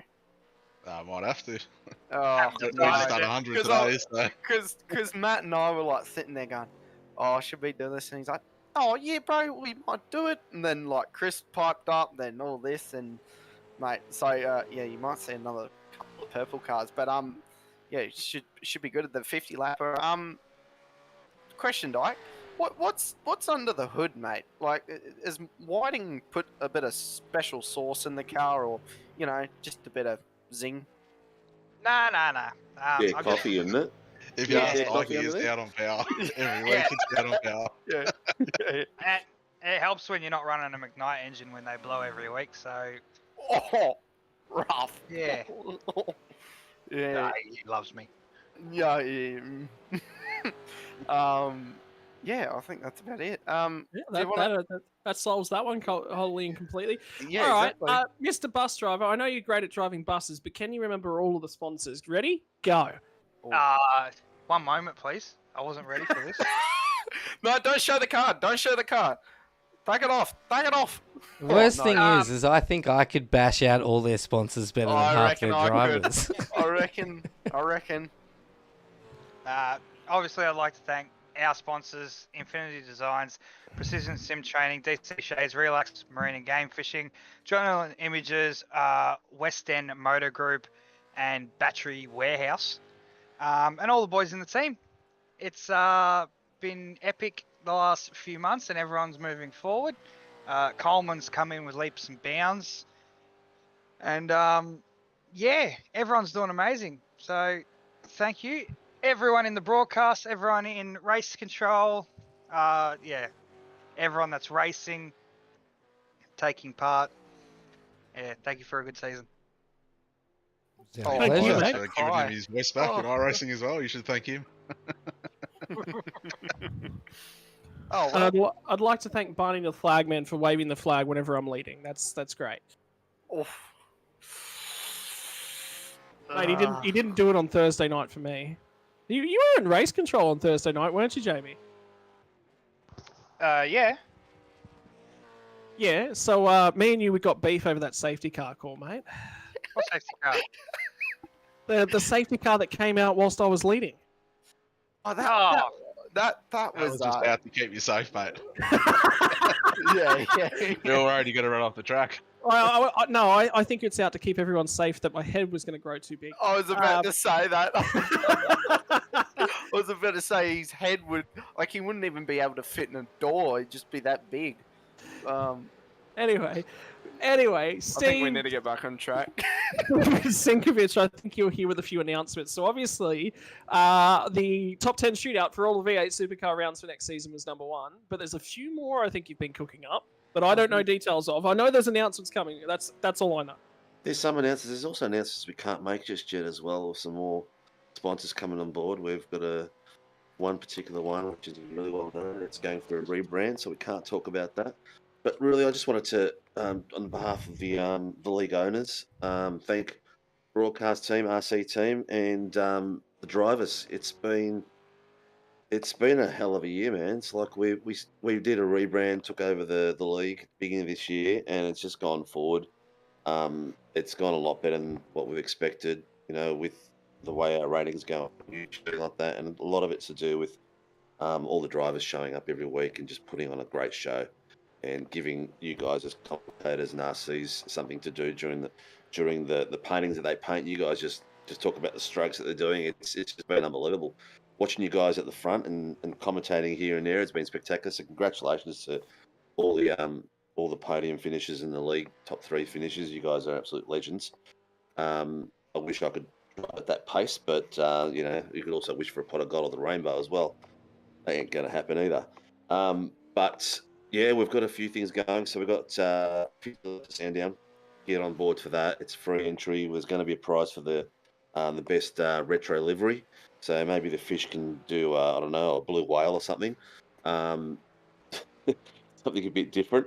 But that's up to you guys. There's also Academy, which we're pushing forward through too. So anyone who's who's out there that wants their kids to learn an environment that they see on stream every week, where there's a lot of respect, a lot of hard racing, but a lot of respect. I don't think you see as much of it elsewhere, but I am biased. And then there's also the 2 times around Australia. That's going to be crazy. We're working on a lot of other little things to make things interesting, but I can't really talk about them at the moment. But keep looking out. There's 10 weeks to go before Christmas, so we're just going to have an absolute ball. I hope to see everyone back and going crazy for the next 10 weeks. And finally, I'd like to cap the season off by talking to a few of the guys that race in a few series or around a few of the series. Probably Keeney, I know you spectate just about everything. Fishy Boys help out with just about everything. So we'll start with Matty Keane. What do you think your highlight of the season has been? Actually, you know what? We'll do the whole group. We'll do it in the same order that we talk to everyone. Highlight of the season, Matty Keane. Jamie Dyke showing me how to get a proper podium at Fuji. Was it Dyke? I thought it was Delaney. Oh, it was no, I don't know. It was one of Delaney the was Fishy on boys. your fuel strategy. Yeah. I don't know. It was always a fishy car, so Okay, they all there you go. they all look the same from behind, except for a name, and I can't. I'm never close enough to actually see what the name is. They don't slow up enough. It was Delaney that did the one stop with you. Oh well, then I'll thank Delaney for the trucks as well, then, because we did the same thing there too. The same weekend. You two are starting to become known for it. Daniel Clutterbuck, moment of the season. I can barely remember what I had for breakfast, so I'll have to say tonight's race. There was a good section in there against Keeney for about 4 or 5 corners that were side by side, and it was just really good racing and good respect. So probably tonight's race was one of my favourites. Michael Quash. Not too sure. I'd probably say either tonight or maybe last week's race, because it was even more unexpected. So yeah, the twin rig was great for me. Yeah, I was going to say quite a tricky technical little track as well, and to walk away with that one, that's huge. That's such a vote of confidence for your skills. Moving on to our Super 1 drivers, we'll start with Stefan Lawrence. I'd say tonight, because I finally got a podium in Super 1 this season. Yeah, I'm going to say tonight. Also, I just wanted to say as well, it's actually Stefan. I've been meaning to tell you for ages. Well, now I feel bad. I'm so sorry. It rolls off the tongue better, so I'm not fucked. All the boys call me Stefan, or Step Van, so it's fine. Like, it rolls as a commentator. It rolls off the tongue better, so it's fine. I don't take any offense. I'll say this now, by the way. I got someone's name wrong tonight, which I'm not going to mention who it is because I'd get drilled for it. It was Michael Locke. Mitchell Quash. Mitchell, yeah. There it is. Mitchell But Quash. yeah, it's good to finally know that Scotty got one wrong. That's good to know. But I've been getting that one wrong for weeks, mate, and no one has corrected me. Okay? Actually, Can I quickly jump in as well? I think I corrected you. I think it was last season or when I was in a Super 2 season. I corrected you. You got it right for a week. Then you forgot I was in, and then you forgot I was even in the league. And he's then lying. I was like, Oh, he's lying. No, 100%. That is exactly what I would do. I'm sitting here now and I'm like, maybe you did tell me. But if you ask my wife, that is exactly what I would do. I forget why I've gone to the kitchen most nights. Because I remember the race in Daytona where all broadcasts, you kept calling me a Super 2 driver when I was Super 1. And you're like, oh, because you're iRating. And I'm like, oh, I'm sorry, I don't do officials. Is it Stefan or Stepvan? For you, it's probably for you guys, it's Stefan. You got But some, I don't mind. you got I some don't of your mind if teammates it's, giving away nicknames in the chat. Yeah. Little are Stevie they? Lawrence. The old Step since they're giving Van. it away. Step Van, good egg. Bad egg. Step Van, no, was it Stefan Step Van Lawson? Because you mixed mine and Alan's name one time, so I haven't lived that down. Oh man, I got heaps. I don't know about any of these. This is the first I'm hearing about them. Yeah, well, I think I'm it the was, only. I was going to say, First race. This is really, really cool because I've named a few things this season. I've named the Paw Patrol. There was something else you said the other night, and then there's this one. This is for a commentator. This is what I live for. When people start acting up and like playing on the things that I'm saying, I think that's really cool. Yeah, my nickname on Discord is Step Van Lawson because you mixed mine and Alan's name mixed up. So now I'm Lawson. Okay, cool, And that was at the first race of the season. cool. All right, Can I that's quickly You're doing a jump good in? job. Just shout Oh, out. mate, shout out as well. Please, I'm please gonna- jump in and take over. Yeah, take over.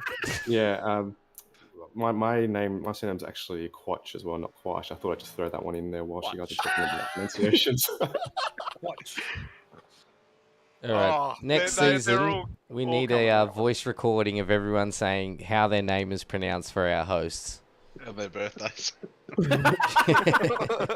Okay, moving up on from And- Steve. I just really want to straighten it out. It's not David Coleman, it's Davard Coleman. No, it's Devaday.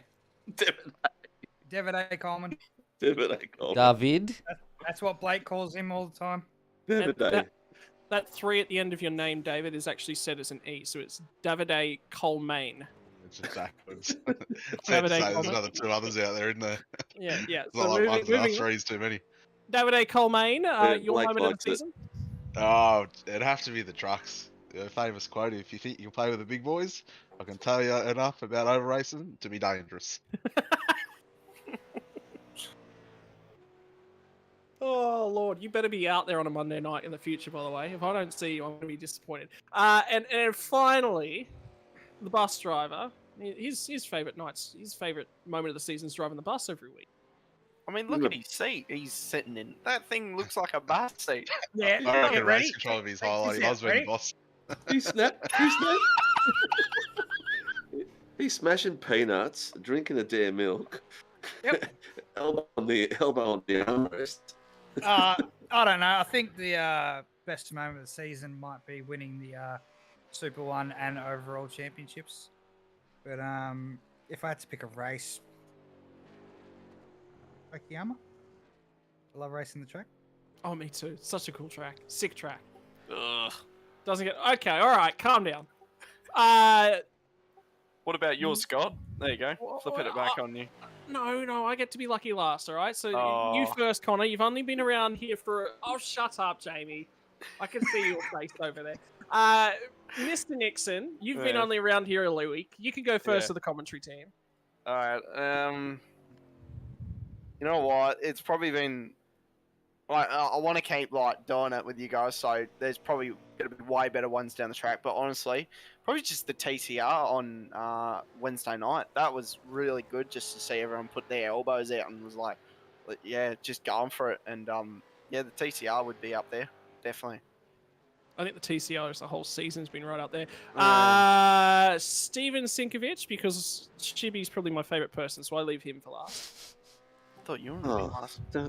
pick up your paycheck on the way out the door, mate. I'm keeping him on, Stephen. I'm overthrowing that.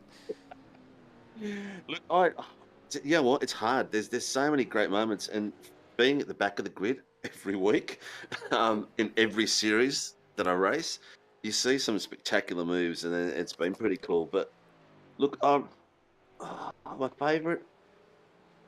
Oh, you know what? I reckon my favourite would have to be Coleman, Dikey. Who else was it? I think it was De Bono last season at one of the American tracks that was coming around that. You know, that one that comes down the straight and you do a hard left. Better? Yeah, and you guys were like battling like close as it was like even like the side draft was there because you guys were like squirreling around the corners, and that was pretty spectacular. That was watching that. I was hosting that race, and watching the battle up front was just crazy. It was awesome to watch. And that was that race where Coleman came from behind, I think. To It catch must up have to been you guys. Delaney because I remember I come together with the certain BT. Oh, so- that's right. Yeah, it must have been Delaney. That's right. You were at the back flying through that bus stop. Yeah, I do remember that now. Yeah. But you know, you didn't have to dub yourself in, mate. But yeah, I reckon that was one. That was probably one of my favourite races for the year so far. All right, and then Chibi, there's you, and then we've got one to go after you. So make it quick. Come on. Oh, I think just growing with everyone, helping grow the league and seeing the friendships on track and off track. I think that's been the best thing, and some phenomenal, racecraft, and it's just been great to see everybody on the track and watch the league grow and get better and better every season. So I'm looking forwards to season 4 and what else you guys can show us. So that's my favourite. That Okay. was such a wholesome thing. Mine was Monday nights with you, but that's not it anymore. Well, that's my second one. Can I have a second one? You've really hurt me there. You put me in a tight spot. No, you've hurt me. I'm sorry. That's how this goes. No, actually, it actually has been. I don't think there's 3 commentators over the last. For those of you who don't know, I'm actually coming up on 10 years working in the esports commentary business. And there are 3 commentators over the last 10 years who I've thoroughly wanted to get up, go out, and work with again. And Shibby's one of them. Oh, thanks, mate. No, you Did are. you think after 10 years you still get names right, mate? I was about to say that, but I had no comment. Sorry. Good job, Scott. Yeah, after 10 years, the learning to say people's names does not get any easier. You guys are a lot easier than a lot of the European names that I've still yet to master. But no, it's awesome because I show up to commentate and I'm just relaxed and I'm happy, and I've never enjoyed myself as much as I have here at SRW, and that goes That sounds through... naughty. Yeah, I really feel for your wife, man. Well, She it is leaves to him the for point where weekends. I'm on my own at the moment. My wife's doing a zookeeping course. She's out in Dubbo at the She moment. keeps She's disappearing 3 for hours away. weekends. He keeps the bed warm for me. Plenty of practice at home. Anyway, so I seriously have not enjoyed myself commentating this much in such a long time. I'm relaxed, I'm at home, I'm having fun every time I switch on the broadcasting mic, and I need to say a big shout out to Steve and to Shibby. You guys have obviously made this possible not only just for us to race, but also for commentary and broadcasting purposes. The drivers that do an awesome job, because we have so many in-jokes within different groups. We have in-jokes with the Riot Sim boys, we have in-jokes with the Fishy boys, we have in-jokes within the DSL Welding services, the Paw Patrol, we have the NASCAR jokes, we have the podcast on Monday night. It is such a community, and it's such a pleasure to be surrounded by so many people whereby we're all just out here, we're all just having fun. And I have not experienced that in such a long time. It's ridiculous. So thank you very much to everyone that makes this possible.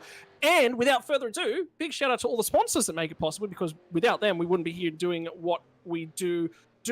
Big shout out to DragonRC, who have come on board as the round sponsor here tonight for the championship finale. DSL Welding Services, who sponsor our replay, sponsors our NASCAR, sponsor the V8 Supercar series. DSL Welding Services sponsors everything in terms of sim racing world. Big shout out to Melville Equipment Corporation, who come on board as our fastest lap sponsor and qualifying sponsors later on in the season. It's been huge to have them on board. Warren and Brown Tools, that ad that I cannot stop going on about because it's an amazing ad and you guys really need to see it. Promo department, yeah, there it is. There's the Warren and Brown Tools ad. Shibby knows that when I mentioned it, you've got to bring it back up on screen. Who have I missed? We've missed Toyo Sim, Pagnian Advanced Imports. The sponsors list is growing, and the sponsors list has not been finished yet and finalized. So if you are out there, you enjoy racing. We're always growing. Reach out to myself or the admin team if you want to get on board and be part of our journey as a sponsorship partner. We're always looking for more, because this is not a cheap series to run. Broadcasters, I think we've got 15 staff now. This has gone crazy. So come on board and give us a yell, and yeah, let's join the party. And while we're shouting people out, we've forgotten the people that keep our broadcasts interesting and keep them running. Our viewers. Our viewers have gone crazy this season. They have. Yeah, our followage is right up there. So huge shout out to everyone who comes along, 5 nights a week and, occasionally puts up with Scotty and I just rambling about absolute just nonsense. But people seem to love it. So all of you out there watching tonight, thank you for supporting us through, season 3 especially. This has been a massive growth for SRW, and we really hope to see you all back in 2 weeks' time when season 4 kicks off. Oh yeah, stay clear and look at the new things that we're going to be doing pre-show, after show, during the show. We're going to take it up a notch. It's going to be pretty cool. Well, I the don't think podcast will Scotty and return I, on yeah, I Monday was going to night. say Scotty and I can't really take it up more of a notch on a Monday. we're at 110% already. Wait, you're only putting out 110%? What am I doing with the extra 150% then? Oh mate, I don't know. Put it in your Okay, pocket, save it for later. The Scotty and Nathan show is finished for the night, guys. Connor, do you want to take them out? Yeah, mate. It's all good. Steak and wine. I'll go for that if you want to take me out, mate. 100%. Steak and wine sounds good. Righto. Ladies and gentlemen, it is everyone's pleasure here from Sim Racing World to bring the season to a close. Season 3 is done. That is it. The checkered flag has waved for the final time on Season 3. Season 4 begins in 2 weeks' time. Before that, we've got the Sandown 50 to get us underway before we move on twice around the country. 9 rounds, 5 tracks within Australia. You'll see 4 of them twice. Bathurst, Phillip Island, Winton Motor Raceway, Sandown, and Oran Park, the one that no longer exists. If you want to see all of our talented drivers, all the talented crew go at it all over again, well, you've only got there to look, except for our dirt oval cars and our NASCAR stuff, which will continue to compete on American tracks because nobody wants to race the NASCARs apparently around Australia 9 rounds in a row. But that is the action that will be coming your way for Sim Racing World, for everyone that makes it all possible. My name's Scotty Rattlegun Rankin. Connor Pixie Nixon's been my co-commentator tonight. Nathan Shibby Howard has been our broadcaster. Steven Sinkovich, the league boss, is here. And from the cast of drivers, we all say thank you for tuning in. We'll see you again in a few weeks' time for a new season, a new championship. Who will be crowned another winner? Bye for now, not forever, and we'll see you guys in a few weeks.